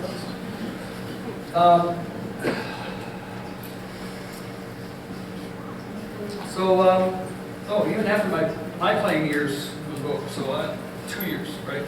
Junior year, senior year. So then came Wes. So he stuck around for Wes's years. Okay, and he provided the same service or vantage point for great seats that he had before with me. And then, after his 2 years, he kept on going, and he kept on going, and he kept on going. But my sister's perspective was awesome. She was dragged to games, basically kicking and screaming. She was 6 years behind me. And her one remembrance, well, she probably has a bunch of them, but one remembrance was she would go up to him, ask him for money for concessions, and he would swat her away with a rolled up program that he had in his hand. He couldn't be bothered. So anyway, he loved his Menominee football, he really did. Even after all of our years in Menominee High School, all the falls, I remember the falls, all my calls home, whether I was in college or after college or everything, life. We would always call home during the fall, every week, every 2 weeks. Mom would take care of the business end of the phone call, and my dad would fill me in on how Menominee did, how Menominee's doing. And I'm telling you, there was some great joy in his voice in that fall of '98, where they went downstate, where you all went downstate, and the football championship, the state championship. He was tickled. Okay, he went down with it. He was on the field. He really did. Even after his retirement from being a doctor, and also consequently, if you're not going to be a doctor, you can't be in the sidelines either. So basically that kicked him off the sidelines. But we would still stay in touch. He would still give me the reports, the updates on Menominee football, and it was really kind of special.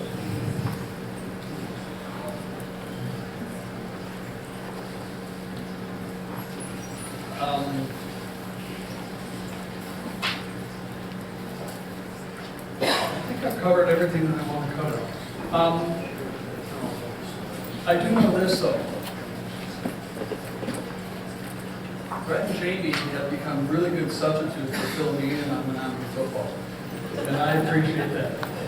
I appreciate that a lot. You're filling in for my dad. It's not the same, but I appreciate you filling it in. I want to thank you all for putting up with me and for honoring my father in his induction into the Menominee Athletics Hall.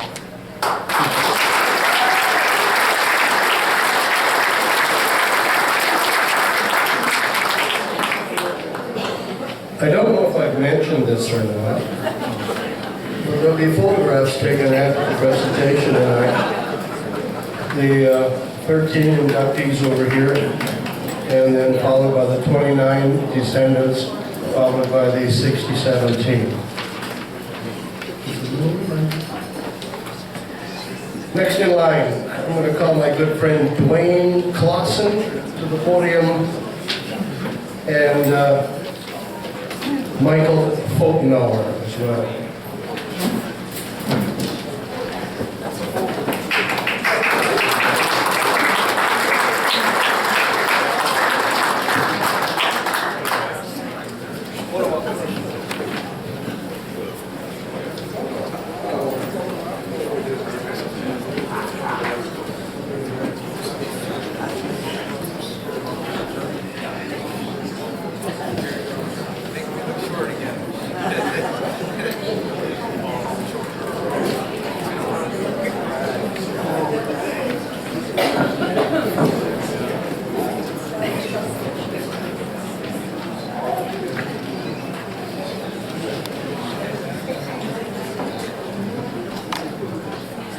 All right, nobody ever gets used to this, do they?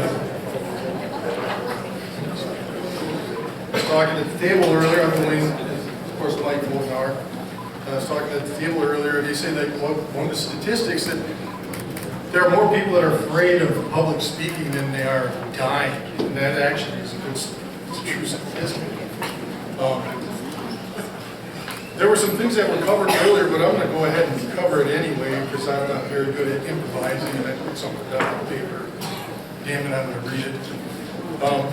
When I was told that the nominator had to give a short speech, I was a little nervous. I told Randy Dimas that I didn't want to let anybody down. And Randy said, "Don't worry, Dwayne, we have very low expectations for you." So that was a relief. Speaking of we, Randy was referring to the board, and I need to digress for a moment. I know this has been covered, the bell's been rung, I'm going to ring it again. When community events like this take place, I was relatively oblivious as to how they happen. I just know they happen, and until you actually get involved in it, you don't know what kind of work and dedication goes into putting something like this together. And well, in this event, it's people like John Wills, Randy Dimas, Owen Peterson, Sam Larson, and Jamie Schomer that put this together. And they did a really good job, and I'm very thankful for people like that because you see it when it doesn't affect you, you don't really see it. I guess you don't experience it like you do when it's important in an event like this. So we really appreciate that. Let's see here. Okay, I asked Randy how much they get compensated for their time, and he said, "It's all voluntary, we don't get paid." And I said, "Oh, you're worth every penny, right?" Nearly every Wednesday we meet for breakfast at Perkins, and there's a group of gentlemen that meet at the same time, and that group entails John and Randy and Owen Peterson. And every time I come in there in the morning, they're having some sort of a very in-depth conversation about something related to the Menominee Maroons, whether it's the Athletic Hall of Fame or something. So it's something that they're very passionate about. They're very dedicated to it. People like Bob Krishak are always trying to sell raffle tickets or something for events. Always. But it's always something community-oriented. And so I guess I have a deeper appreciation for, the people that do those kinds of things, that make stuff like this happen. So I just had to put that out there. So thank you, gentlemen, for everything you do. Nomination, now down to business. I nominated the legendary Mike Fotenauer.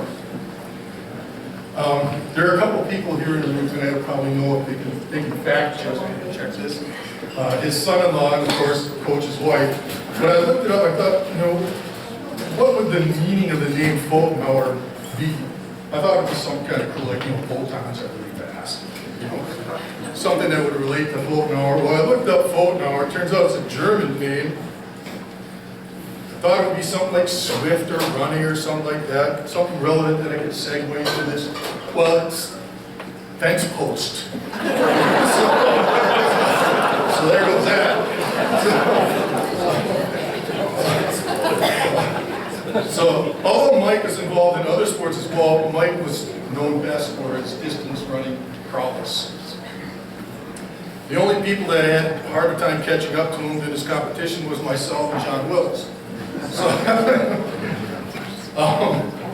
yeah, we thought we were going to have to bestow this honor of absentia, but thanks to his sister Kathy, she calmed us down and got in touch with Mike and kind of, became our liaison.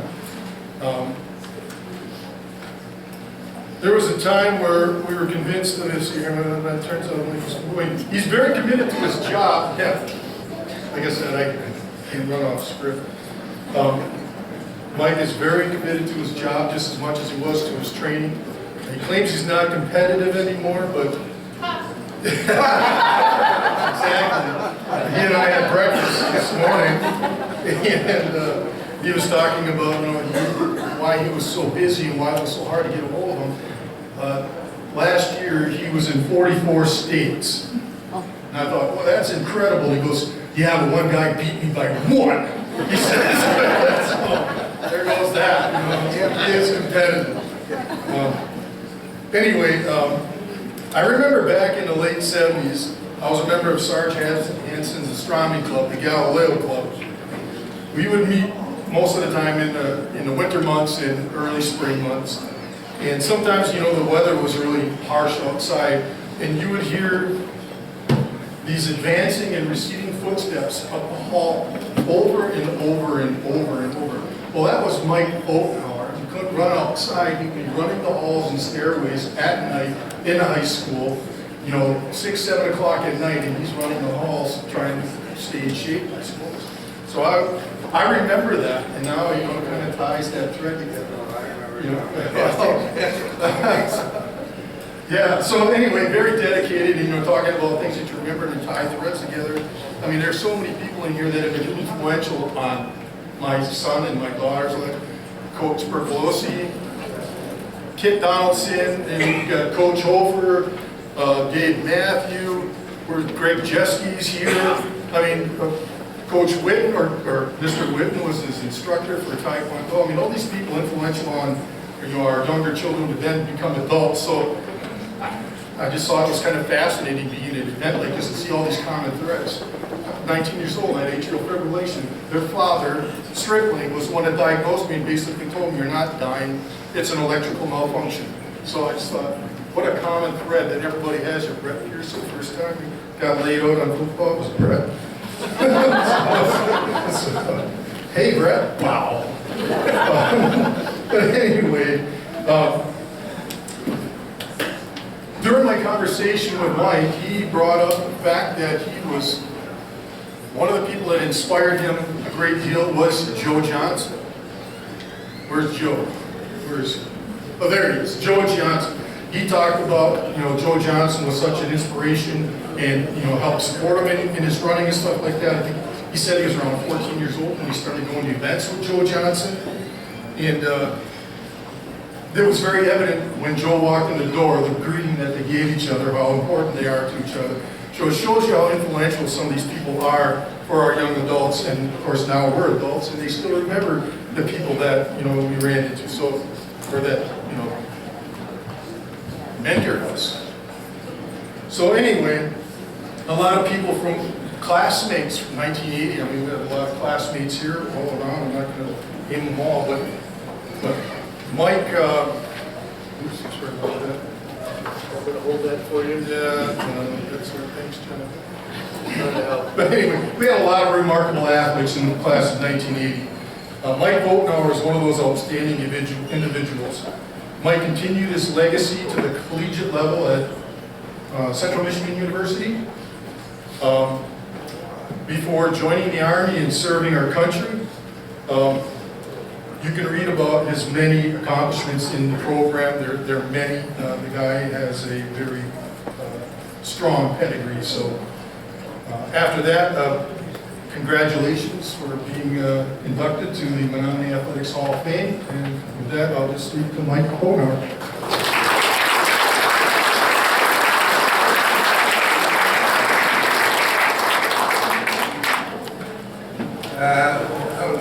Most people know me, I'm kind of a joker, so I'll continue my joking. Oh, wait a minute, I got my speech. That's right.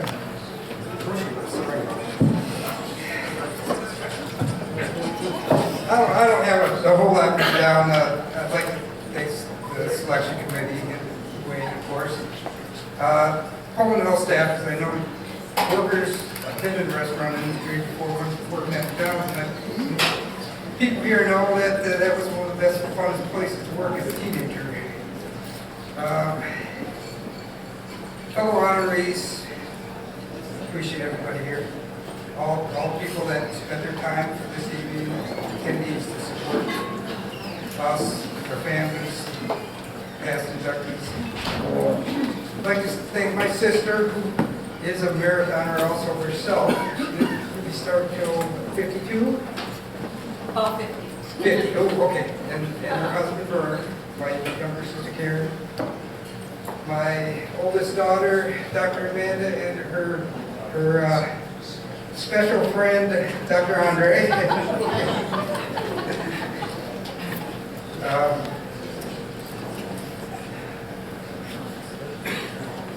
I don't really have a whole lot to say on athletics because I don't really participate that much anymore in running. I still do. I am very competitive, and you can never take that away. You know, I look at that as being an athlete. You have to be dedicated and a little bit of a type A personality sometimes to get things done. And the competitive nature is anybody that's in athletics or anybody that succeeds in life. You have to have that competitive drive. I think I've always had that since a young boy. I don't think it's ever going to stop. And I don't have too much more to say, but thank you all for being here.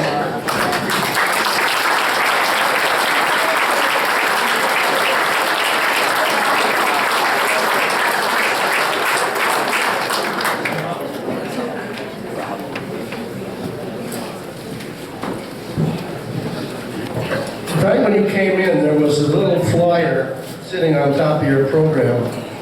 I'd like to say a few words about this. This is the Walton Blush Stadium Legacy Foundation. The unpleasant, the present bleachers are going to be taken down and destroyed. They've been deemed unsafe, and we're no longer allowed to use them. So we have to replace them.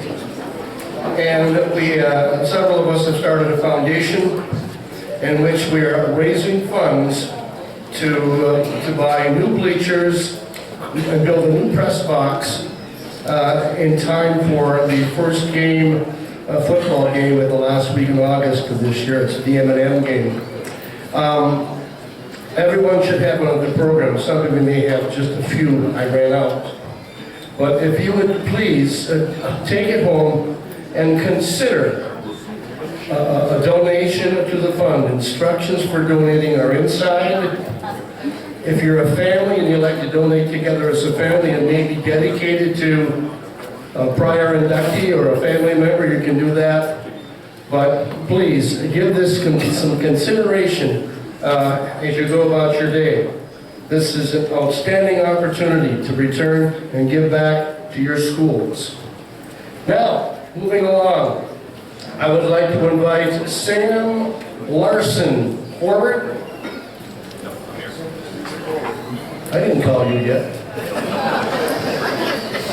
Who's going to present the plaque to our friend, Mr. Pete Percolosi.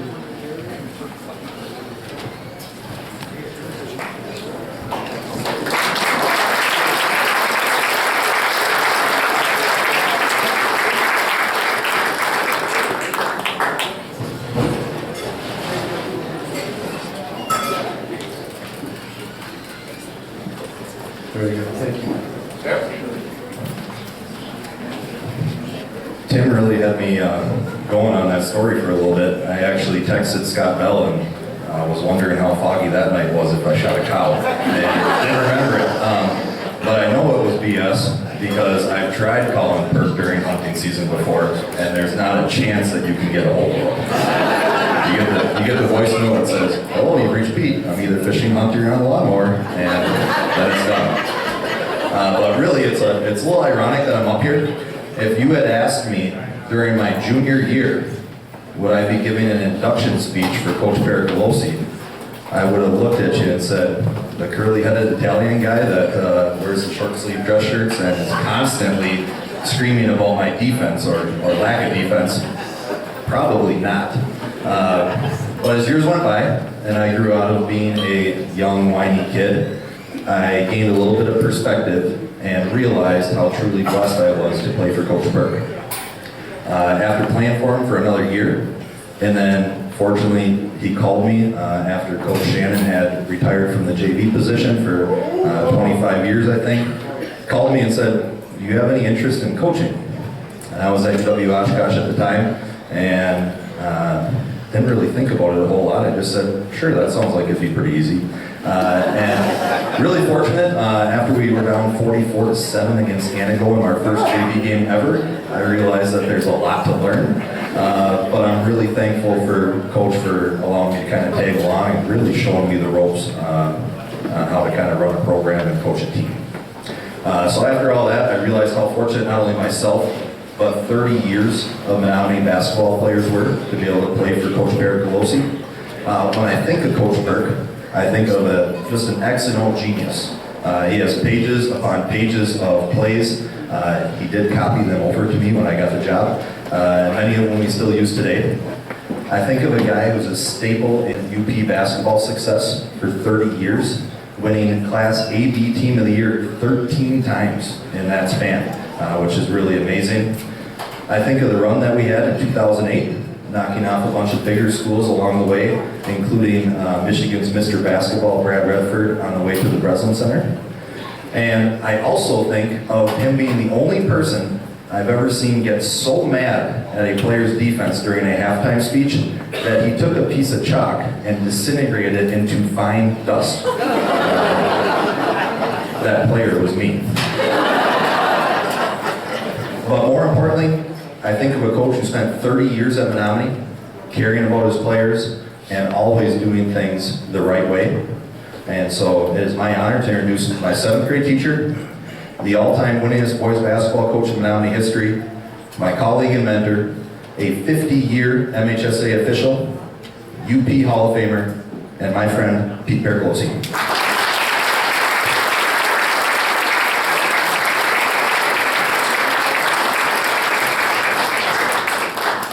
Well, I'm just as surprised as Sam, because I really used to get that after him the junior year when his defense, well, like he said, lack of defense.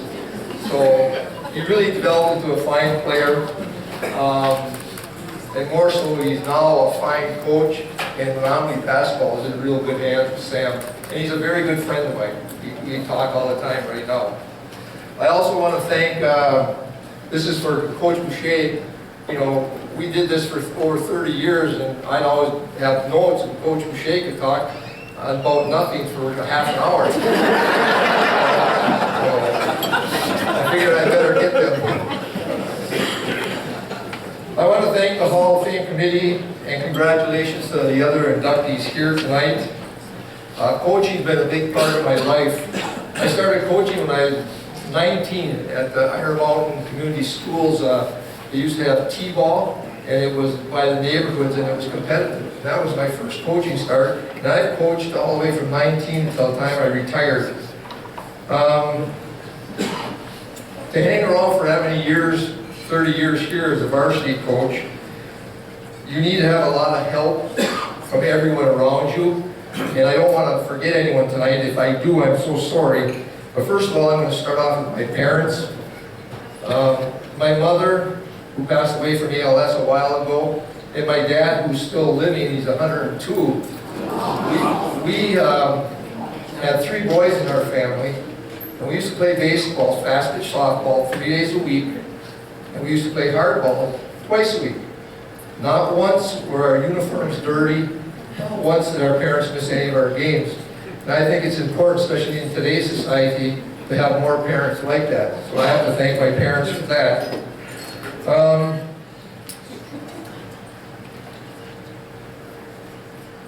My wife, Kim. Wives of coaches have the hardest job. You know, we do it because we love the sport. I don't know if my wife loved basketball. She liked basketball. But, you know, they're put up with a lot of late nights for 30 years.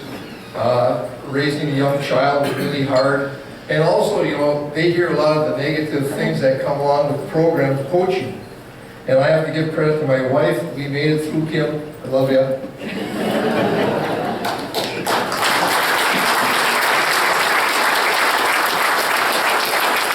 My son Jake is here. He had to put up with me for a long time coaching. 4 years in Little League, 2 years in Babe Ruth, 4 years in American Legion, and then in basketball.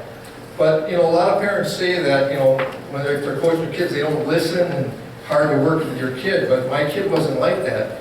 I thought we had a good working relationship. He's a man of few words, and he did a nice job, and I really appreciate that. My brother Tom is here with his wife Ann, and my mother-in-law Nancy Nyland is here. Thank you for coming. I appreciate all the help. You know, everyone told me to be quick tonight, but I want to thank the late Wayne Antela. He gave me my first 6th grade teaching job, and I love teaching. I really, really did. I never went to school one day not liking it. I have to thank my athletic directors who gave me support. There'd be Ken Hofer, thanks Ken, Bob Krishak, the late Wayne Antela, Dale Van Dynen, and most recently, Jamie Schomer, who would send me to Rylander on a Tuesday night. I also want to thank the special secretaries, Sandy Hermanson, I think I saw her here tonight. She helped me for many years. And Darby, my typing skills are terrible, and if it wasn't for them, I don't know where I'd be. My assistant coaches, John Karasty, Bill Schwantz, Justin Salzman, Joe Noah, Tyler Elan, and Sam Larson, who tag team one year, and it's very gratifying for me to see some of your players coaching in your school. And also Jason Boucher, who's also coaching. I just think that's the best thing. And of course, I have to start Steve Shazinski also, and I thank Derek Butler. You know, I was the athletic trainer before Derek came, because all the coaches did the taping. That's what you did. So I have to thank him. And then there's my longtime assistant. You never hear this too often. For 25 years, Shannon Boucher, he's back there. And couldn't get a more loyal coach. We went on many scouting trips. Nowadays they have Huddle. You can just look online. But we didn't have that back then. We used to scout all the time. How much you like basketball? Number one, he got his hair cut for the job. Remember that, Coach? I'm going to tell you a quick story, very quick story. I could have wrote a book, and I told Sam he should start writing right now. We were in the regional finals, and we were going to play Petoskey, and we won our first game, and we're in the hot tub, Coach Boucher and I. Next thing you know, here comes, we were also cheerleading advisors. The cheerleaders come into the hot tub with us. If I only could have captured his expression. And every year I had to go to Escanaba for a rules meeting. And every year, the rules that they emphasize was hand check. And he always used to tell me after the incident in the hot tub, which we got out of right away, hand check, hand check. I just want to make sure I don't forget anyone. I want to especially thank the players. I told the starters that it's easy to be a starter or 6th man or 7th man, but it's not easy being someone who didn't get in the game all the time. And I was blessed to have a lot of people that played hard for me. They really did. And I just have to thank every single one of the players for that. You know, in my career, I started off coaching JV girls in Norway, and we were 20 and old. And I thought, well, this is easy, you're young and you're full of yourself. Well, I learned very fast that it's not easy at all. It wasn't easy in Menominee. First of all, I always had to follow a Ken Hofer season. How do you do that? You just don't. And the running joke in our teacher's lounge was, oh, don't worry, Pete, because after a loss, I wouldn't sleep very much. Never did. There's 3 sports you have to worry about. Freshman football, JV football, and varsity football. I come to school one morning, and the person I believe is in this room right now, and it was a tough loss, and I go to grab my mailbox, and there's a bag in there. I'm like, what the heck?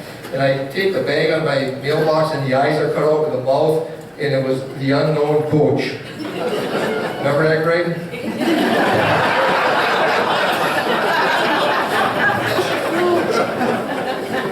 Or else the time I was sitting on the bench, and someone taps me on the shoulder and says, what the heck, during the game, you know, you should maybe retire and make everyone in Menominee happy. That was a dandy. That got the Italian blood flowing. I'll tell you that. I think you didn't have to hold me back on that one. And the last one, my favorite one.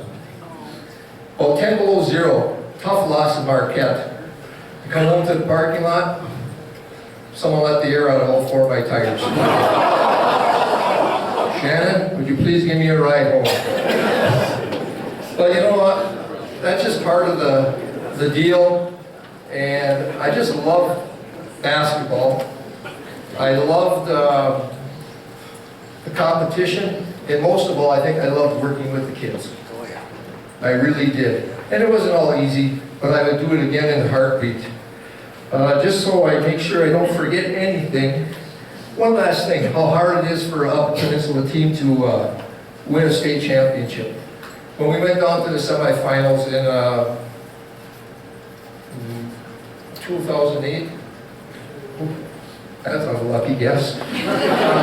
Here was our schedule. Monday we went to Kingsford, we won. Went back there Wednesday, we won. Went back there Friday, we won. Monday we went to Petoskey, we won. Went back home, came back Wednesday, we won. Then we went Tuesday to Holton Lake, we played Mr. Michigan in basketball. And my son's saying, you gotta see this guy on YouTube, Redford, he's Mr. Michigan, and he was cranking in 3-pointers from all over the place. Well, it ends up we beat them. We stayed overnight on Tuesday, and then we went back to Menominee on Wednesday. We practiced on Thursday, and we headed back downstate, state of Central Michigan on Thursday night. Got up Friday morning, went to Breslin and played. And I've never said this before, I never was one for excuses, but we just ran out of gas. We were only down by 4 points at half, and we played a team from Lansing. They were 4 miles away from Breslin. So, you know, it was a big disadvantage for us. But it was quite an experience, one that I would never forget. And I would do this all again. Thank you very much.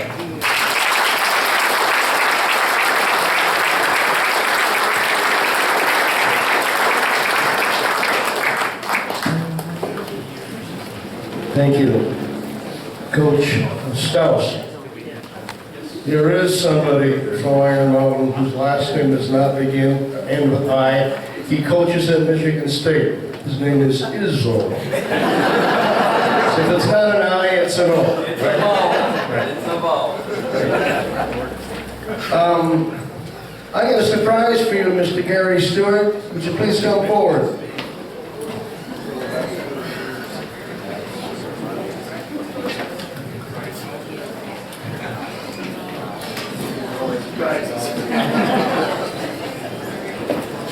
Mr. Stewart, it gives me great pleasure to introduce you to your plaque presenter, your daughter, Aaliyah.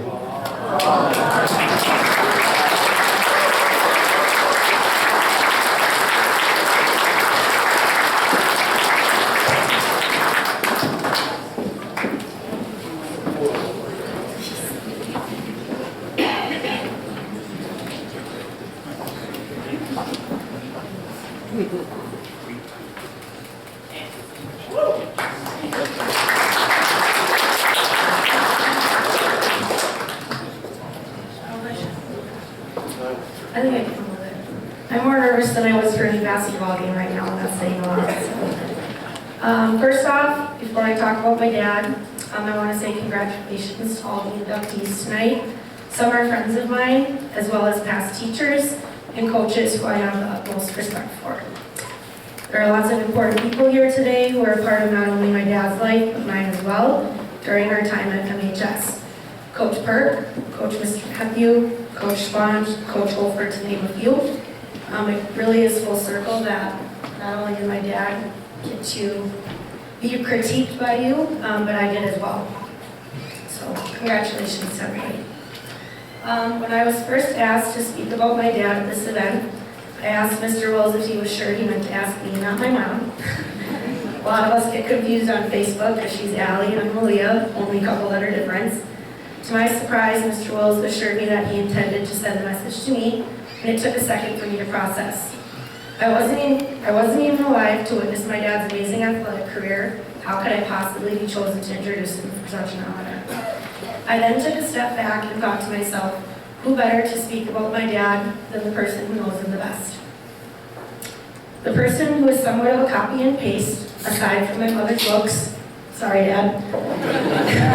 And after all, I am the only other person nicknamed Stu in Menominee County, as far as I know.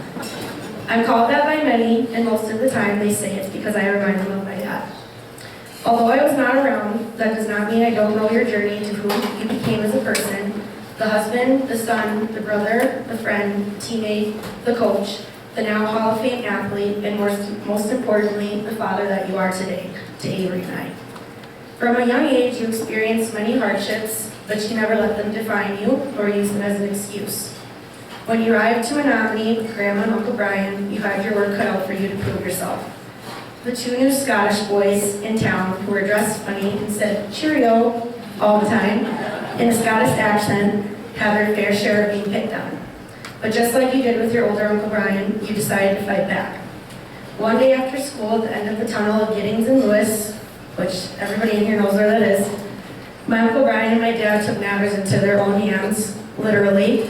I've been told that story many times, and let's just say they were never picked on again, or very rarely, if at all. Instead, they were being picked first during recess to be on someone's team. After being hit by a car while visiting California, being in a full body cast for months after doctors stated they didn't know if you'd make it, and if you did, you may never walk again, you decided to fight back. This time, not against Uncle Brian, or even bullies, but for your life. Not only did you shock the doctors and walk again, you ran and you ran fast. You made sure to be a force to be reckoned with in any activity or sport that you did. This translated into middle school and high school, where you used your hardships to your advantage and made sure to be physically and mentally stronger than anyone or any opponent who had to face you. Growing up in Menominee and then attending your alma mater, NMU, I heard my fair share about how you were from a young age. Whether it was about your high school career, your Hornets coaching career, or your All-American career at NMU, it seemed like everyone I had met knew who my dad was. To be completely honest, I was always in awe of the stories about you. I idolized you, and I knew one day that I wanted to be even just half the athlete you were. And are, since you can still kick my ass in the game force. I never had the best three-point shot, I'll admit that. Avery had a better one. Once I knew I was speaking today, I wanted to do some digging of my own, since obviously I was not present throughout your career. I reached out to former high school teammates, college teammates, and even some of your former coaches. Some were harder to track down than others, and a lot of them happened to be my friends on Facebook. There was an obvious trend in how you were described. There was a long list of words and thoughts, but for the sake of time, I will only share a few that I think best describe my dad. Your dad had the most natural athletic ability out of anyone I'd ever seen or played with when I got to NMU as a freshman. Gary was a guy you wanted on your team. You could always chalk it up as a loss or close to one with a lot of crap talk. There was a different four-letter word there used. Your dad hated losing more than he loved winning. That guy was the definition of a competitor. He was confident in himself because he knew what he was capable of. Gary would do anything in his power if it meant that our team had a higher score than the other team at the end of the game. Your dad never had the word quit in his vocabulary, He was the ultimate competitor and is the toughest guy I've had the privilege to play with. Other words that were a trend included spark plug, raw talent, heart of a lion, cocky, as many of you know, competitive, a great teammate who gave you the shirt off his back, but the one that stood out to me the most was he put in the work when nobody else was watching. And that's exactly what he raised my sister and I to do as well. It's truly amazing that all the countless hours of boxing at the Dard, shooting hoops near Dewey Park, a place that I have fond memories with as well, hooping on the blacktop, or playing pickup at the Menominee Gym shaped you into the athlete you were during your time at Menominee High School. Not only did your athletic career shape you to be the best person that you are today, but most importantly, it shaped you into the dad that you are to Avery and I, which I mentioned previously. You have raised us to show up and fight for what we want. You taught us that nobody is going to do the work for us, but instead, we have to do it ourselves.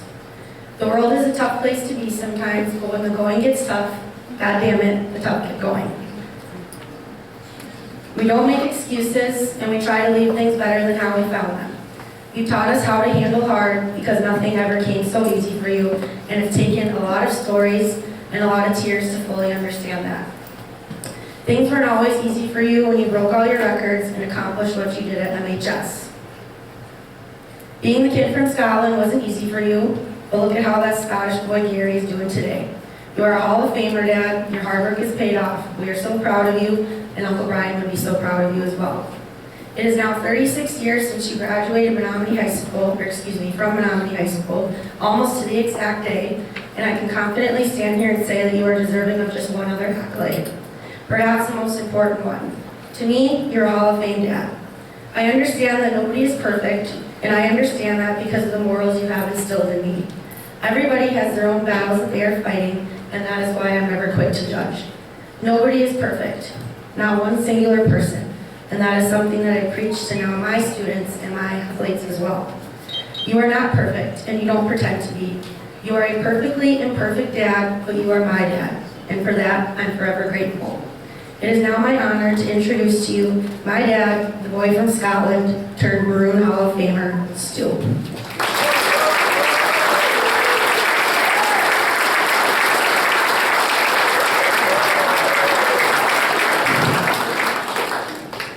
Tough shoes to follow. It's a Stewart. That was quite a surprise. Thank you, Lynn. I did a lot of pondering over the last few weeks. What am I going to say? Who am I going to talk about? And, this morning I came to a conclusion writing my speech that, it's not about me. It's about the many, many influences that I've had on my life in Menominee growing up as a kid.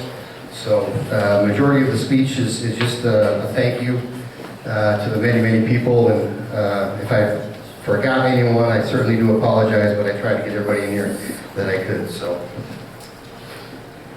I'd like to start off by saying what an honor it is to be inducted into the Menominee High School Athletic Hall of Fame. Congratulations to all the inductees, past and present, and thank you to the Hall of Fame Committee for consideration and selection.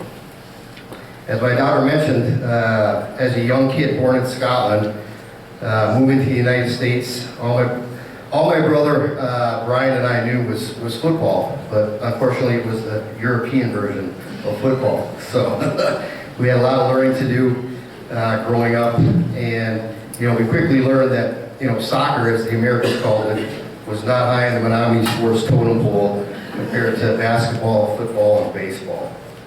I recall fitting in was awkward, somewhat awkward as a child, but the Menominee community certainly welcomed us with open arms, and for that I'm forever grateful. It all started at the Dart Boys Club, where I was introduced to a plethora of sports that included bombardment, boxing, baseball, basketball, football, and some of you may know, yes, the occasional hitching of cars in the winter. I think a lot of us were guilty of that as kids growing up.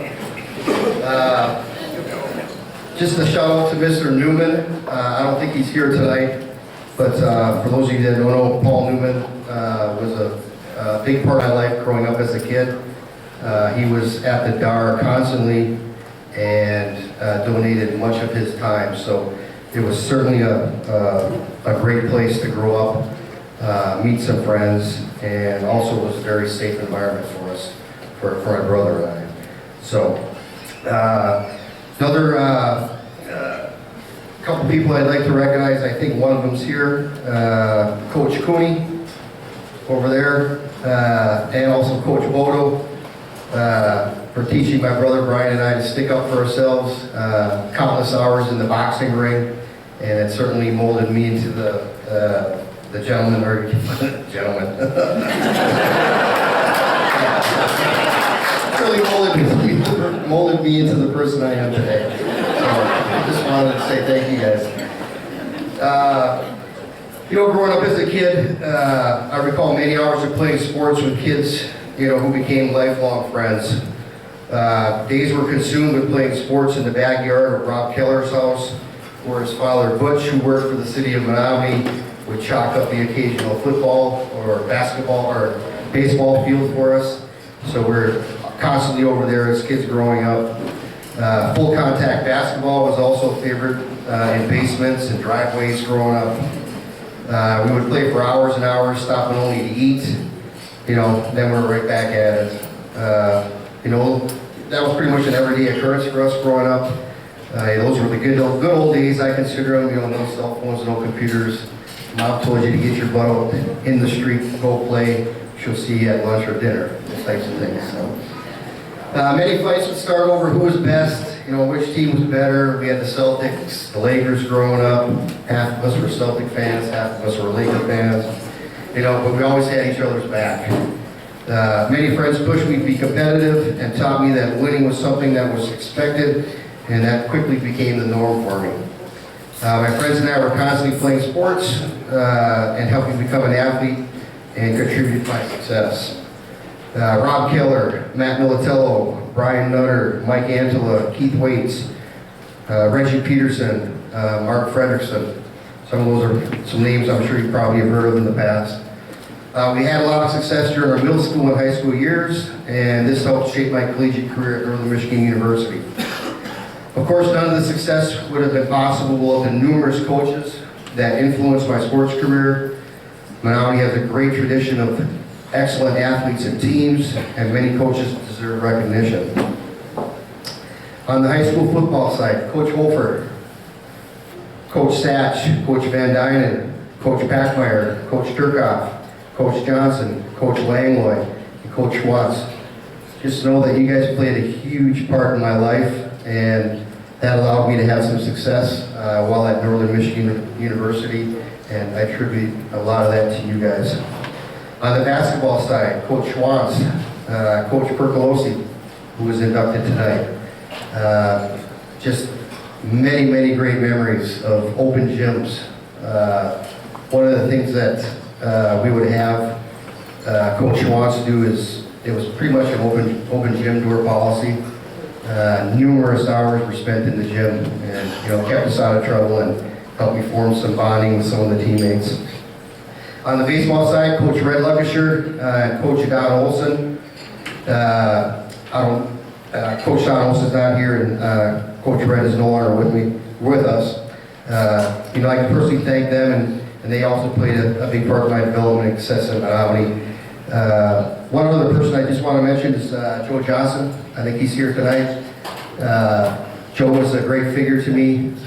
He was my gym teacher 4 years at high school, and really looked out for me and my brother Brian, and I certainly appreciate that.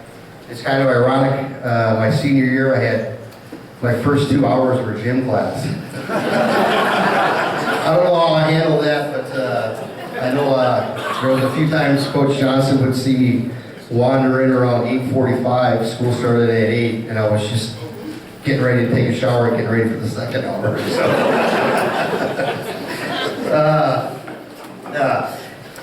Where am I at here? I'm sorry.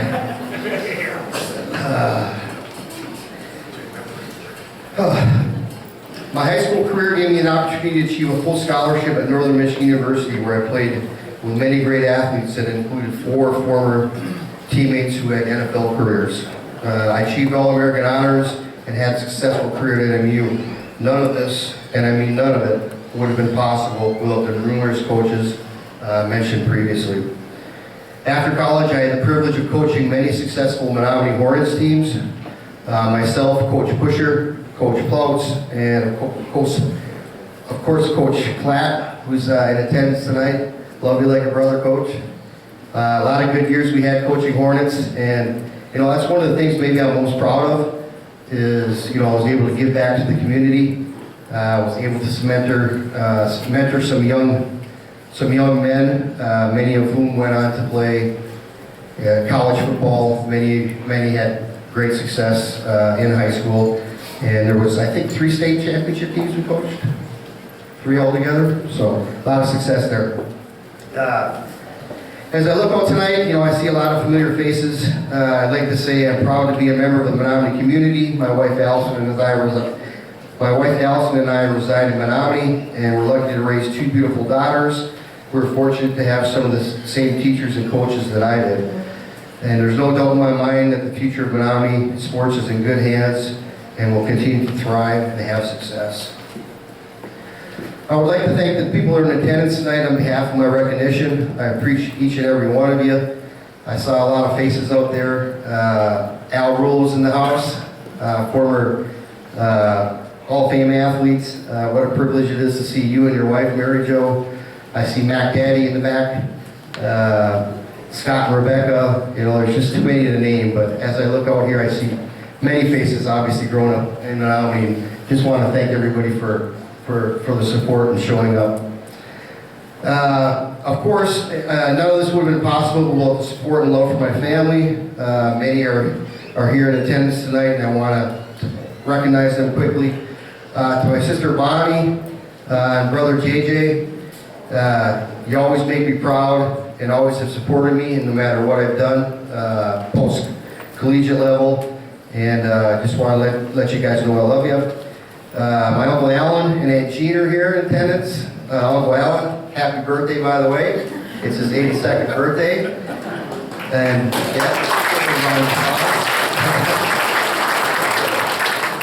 just thank them for attending. RJ is in the house. Just want to thank you, RJ, for being such a great role model and a father figure in my younger years. And I know if Brian were here, we would say the same thing. We love you and thank you for everything. To my daughters, Ali and Avery, my love and passion for sports became a foundation for your success at Menominee High School and your collegiate careers. And someday I would not be surprised if years from now, both of you might be at this very same podium. And I certainly hope and wish for that. To Floyd and Bonnie, thank you for supporting me since I was 14, being a positive role model in my life. I love you like a set of parents. To Mom, there you are, Mom. Said I wouldn't get emotional, but thanks, Mom. We certainly didn't have it easy growing up, but there was always food on the table. I always had a clean uniform, and a lot of support from my mom. It was pretty tough coming from a single household, just having my mom there, but she was my rock. She was my brother's rock. She was always there for me, loved us, supported us, and without you, Mom, I wouldn't be here today.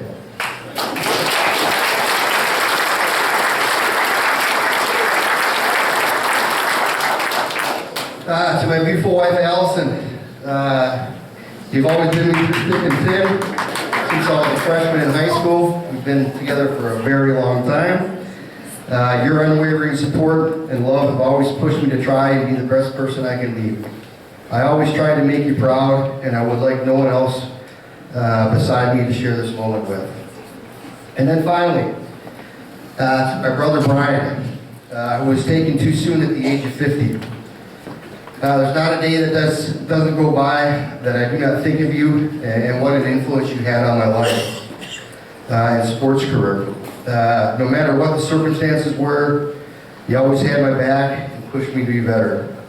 There are so many fond memories of growing up. You taught me to be a fighter and always were there when I needed you, in the good times and the bad.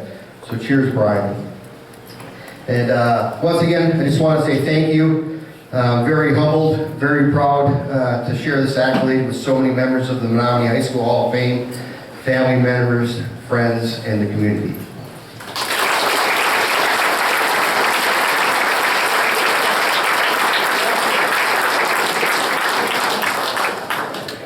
I've got a friend over in Marinette. His name is John McIntyre. This is a Scottish gentleman who always goes by the adage, "You've a nice Scottish cut." If you're not Scottish, you're crap.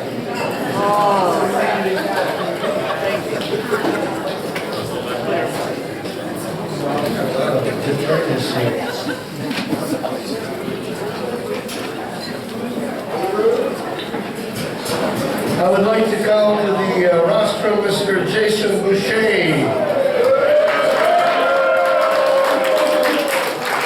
Jason brought some of his former players from Pescador here tonight to support him.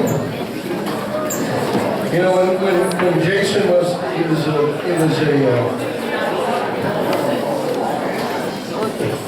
when he grew up an inch, I started calling him Walnut. And his presenter is here as well, Mr. Pete Bercolosi. And let's have a photo.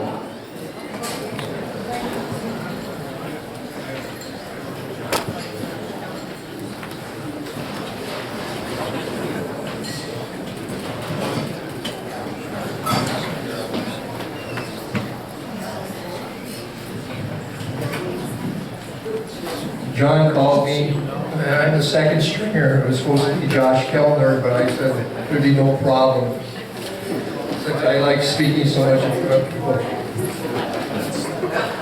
Well, I'm not going to go through his bio. I'll let you read that. There are numerous things that he accomplished, and he did what he loved. He loved playing basketball. You know, he played for the Menominee Maroons. Then he went to play for Grand Valley, and then he went overseas for how many years, Jason? 12 years, doing what he loved. You know, I couldn't be as lucky as that. You have a picture, the year he came up as a sophomore, we had two sets of twins, 6'9", 6'7", 6'7", and then 6'4". Jason was 5'3". 5'2", I'm sorry, extra inch. And when we were warming up, the other teams would look at us like, what is this? But little did they know, he played like he was a 7-footer. He sacrificed his body, played one way relentlessly. He used to drive me nuts a little bit because he always gambled for steals. And he'd be by the guy, and all of a sudden he's in front of the guy. I don't know where he came from, he was that quick. So I just remember one story. We were down in the regional finals, and we were playing against his teammate in Grand Valley, Flynn, I believe, and then Huffman. Huffman was a big guy, and he was going to Division I. I think he was going to the MAC conference somewhere. And of course, they were going to body up Chase. Didn't happen. Huffman had 3 falls in about 4 minutes. And Jason scored, I think, 40 points that game. We ended up losing, but it was a competitive game. If we could have had a little help from somebody, we would have won that game. And Petoskey ended up going down to the semifinals for sure. One thing that sets him apart is he has a desire and a drive that's relentless. And for 3 years, I didn't have a worry. And as a basketball coach, if you have a good point guard, you feel pretty confident. And I had a good point guard. He said in his bio or in the newspaper article, he played with a little chip on his shoulder. And I think he did, because like he said, people doubted him because of his size. But his size was, I thought, not even a factor. I never saw one person in 3 years post him up. They couldn't. He was always beating them to the spot and stuff like that. We wanted him, we begged him to shoot for him, but he wouldn't shoot. He was more happy to give an assist and make his teammates better. But I think as he got older and he went overseas, he knew he had to do that, and he could score. The finals, that one game, he was unbelievable. So I had never said this about any of my players before because I didn't want to get into I wanted to be politically correct about who's best and who's not best. But now, when I'm done coaching, I can say Jason Boucher is the best point guard that I've ever coached by far. Thank you. President Bulldog in the house.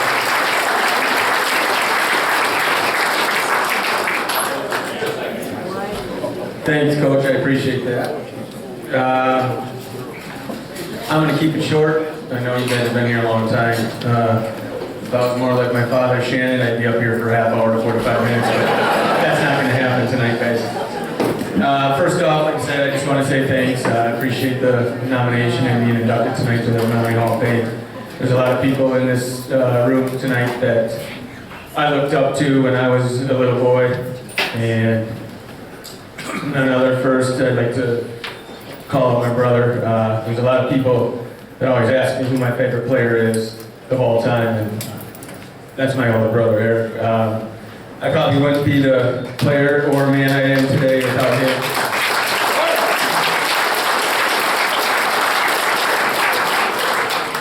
Probably because I got the crap kicked out of me every other day from him and him and his friends, but and the other person just got done talking. My all-time favorite Menominee Maroon is Gary Stewart. I don't know if he remembers, I was a 6, 7-year-old kid, always going to the gym. I was lucky enough that my dad was the coach, and Coach P was there. I was there every day, just hoping like heck he would give me a 5. You know, it was, I know I'd go home sometimes, and my mom and my dad would always be like, "Oh, are you going to take a shower tonight?" I said, "Nope, Gary gave me a 5. I'm like, "I'm not watching this out." And like I said, I know a lot of people stood up here and talked about what they did. I'm not that type of guy. You can read my bio, you can look it up if you want, but like I said, I am just honored tonight to be inducted to the Menominee Hall of Fame, and I appreciate everybody here. I want to give a couple shout outs. I got a couple of college buddies that drove all the way from Indiana to be here tonight for me. I appreciate that. My best friend from high school, Chris Mickel, flew all the way from Florida to be here tonight.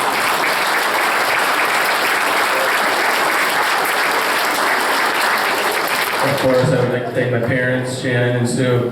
Without you guys, you guys never missed a game. You guys even came all the way over to Germany to watch me play. And I haven't had an injury in my whole life, and I broke my thumb 2 weeks before they came, so they flew all the way across the season. I couldn't even play. But I appreciate that, and I know you guys will do it again in a heartbeat. Again, Coach Pete just said it. I got 20-some people from Peshtigo here. I'm now the head basketball coach at Peshtigo High. You guys don't have to be here for me, and I really, really appreciate you guys coming out and showing me support. John even said I got a couple of my guys that I coach now that snuck in without a ticket. I appreciate it. And I hope everybody had a good night, and again, thanks a lot. Appreciate it.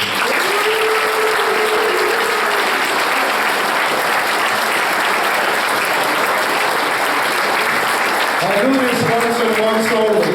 Go Bulldogs! I don't know if I've mentioned it tonight. Photos over here. Ashley, being youngest, thanks for hanging in there, girl. The same thing happened to Drew Byarski a couple of years ago. Well, he had a little issue in him, but I'm not going to embarrass him, but he had a hard time speaking when he was Ashley Tagliini Hansen has the distinct honor of being presented her Hall of Fame plaque by the man who nominated her, her dad, Bill. Both of you, come on, please.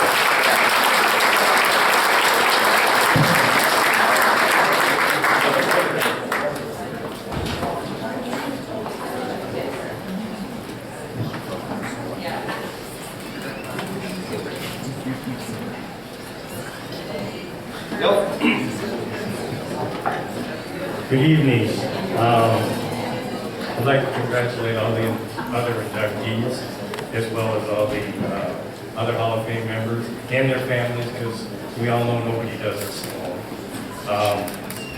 Coach Stels gave me an idea when he gave a speech about what a good sports town Menominee was.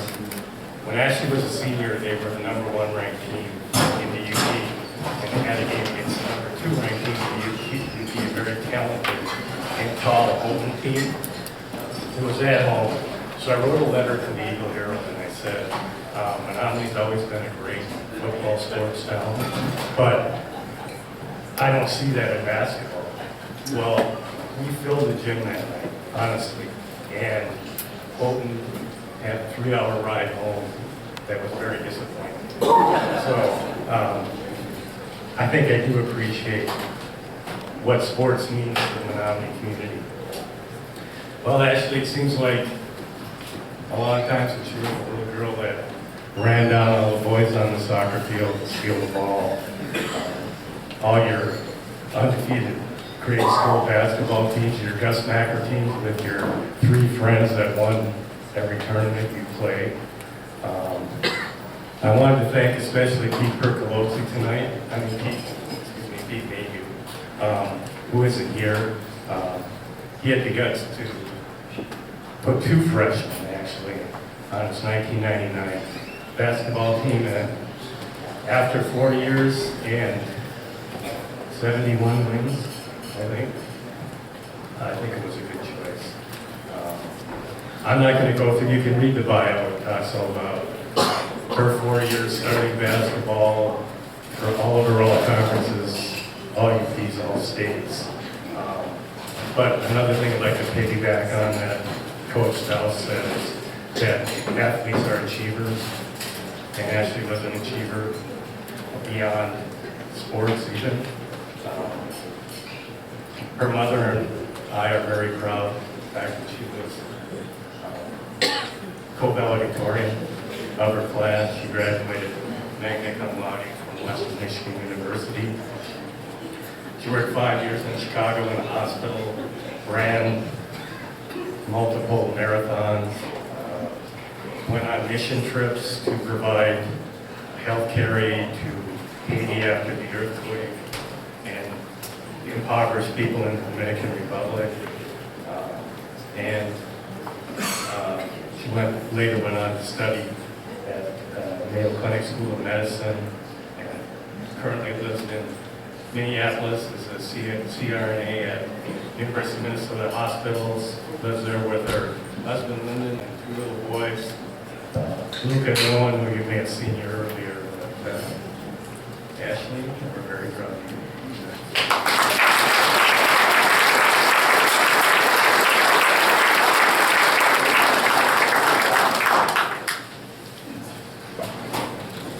I'm truly humbled and honored to be standing here before all of you today.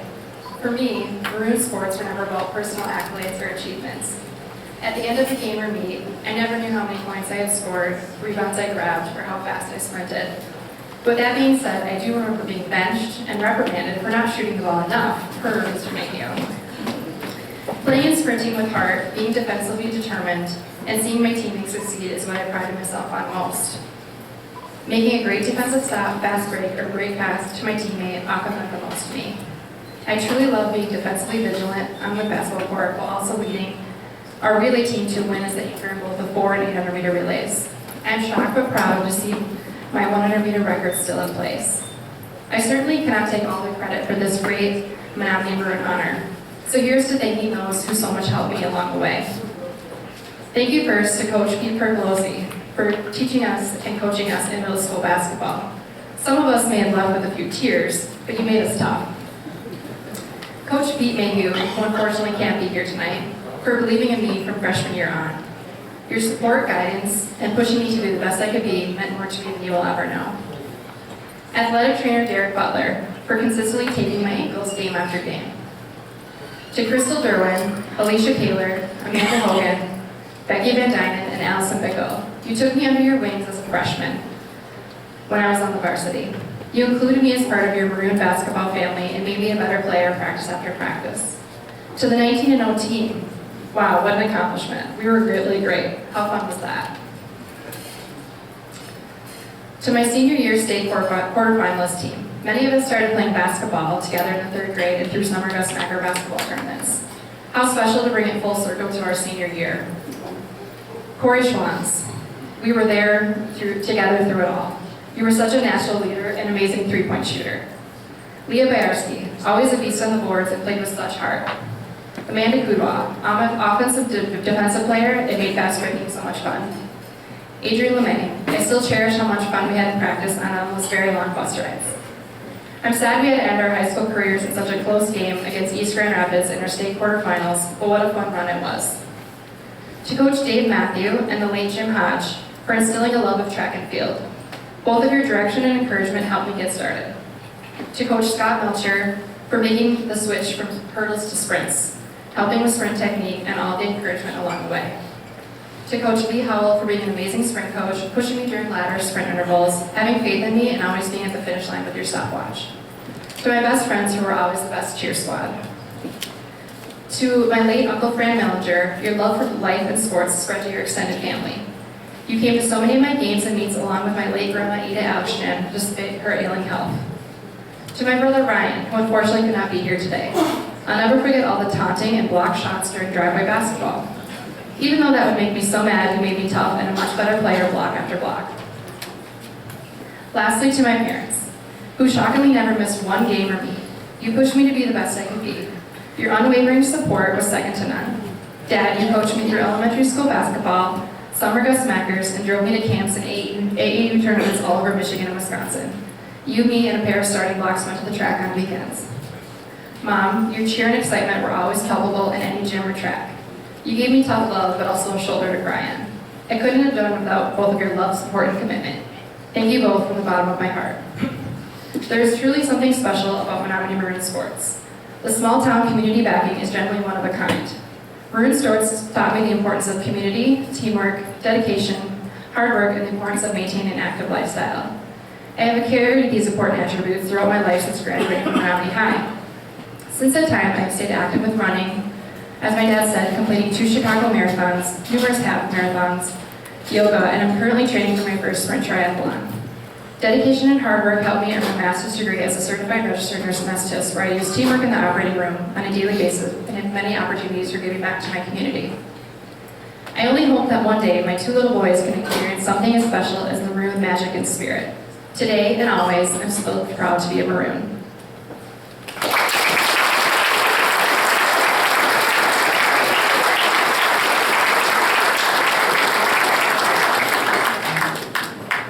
Thank you.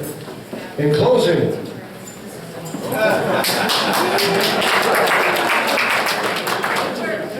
I would just like to say a few words. Thanks to the inductees, their presenters, thanks to all the coaches that have been aforementioned, all of the fellow teammates, and all those of you who were here tonight, all 250 of you, for coming to support the Menominee High School Athletic Hall of Fame and Menominee schools in general. Now, before you all get up and leave, remember, the inductees over here, 6 chairs please, and then following them the 29 team and then the 67 team. To the others, good night. Thank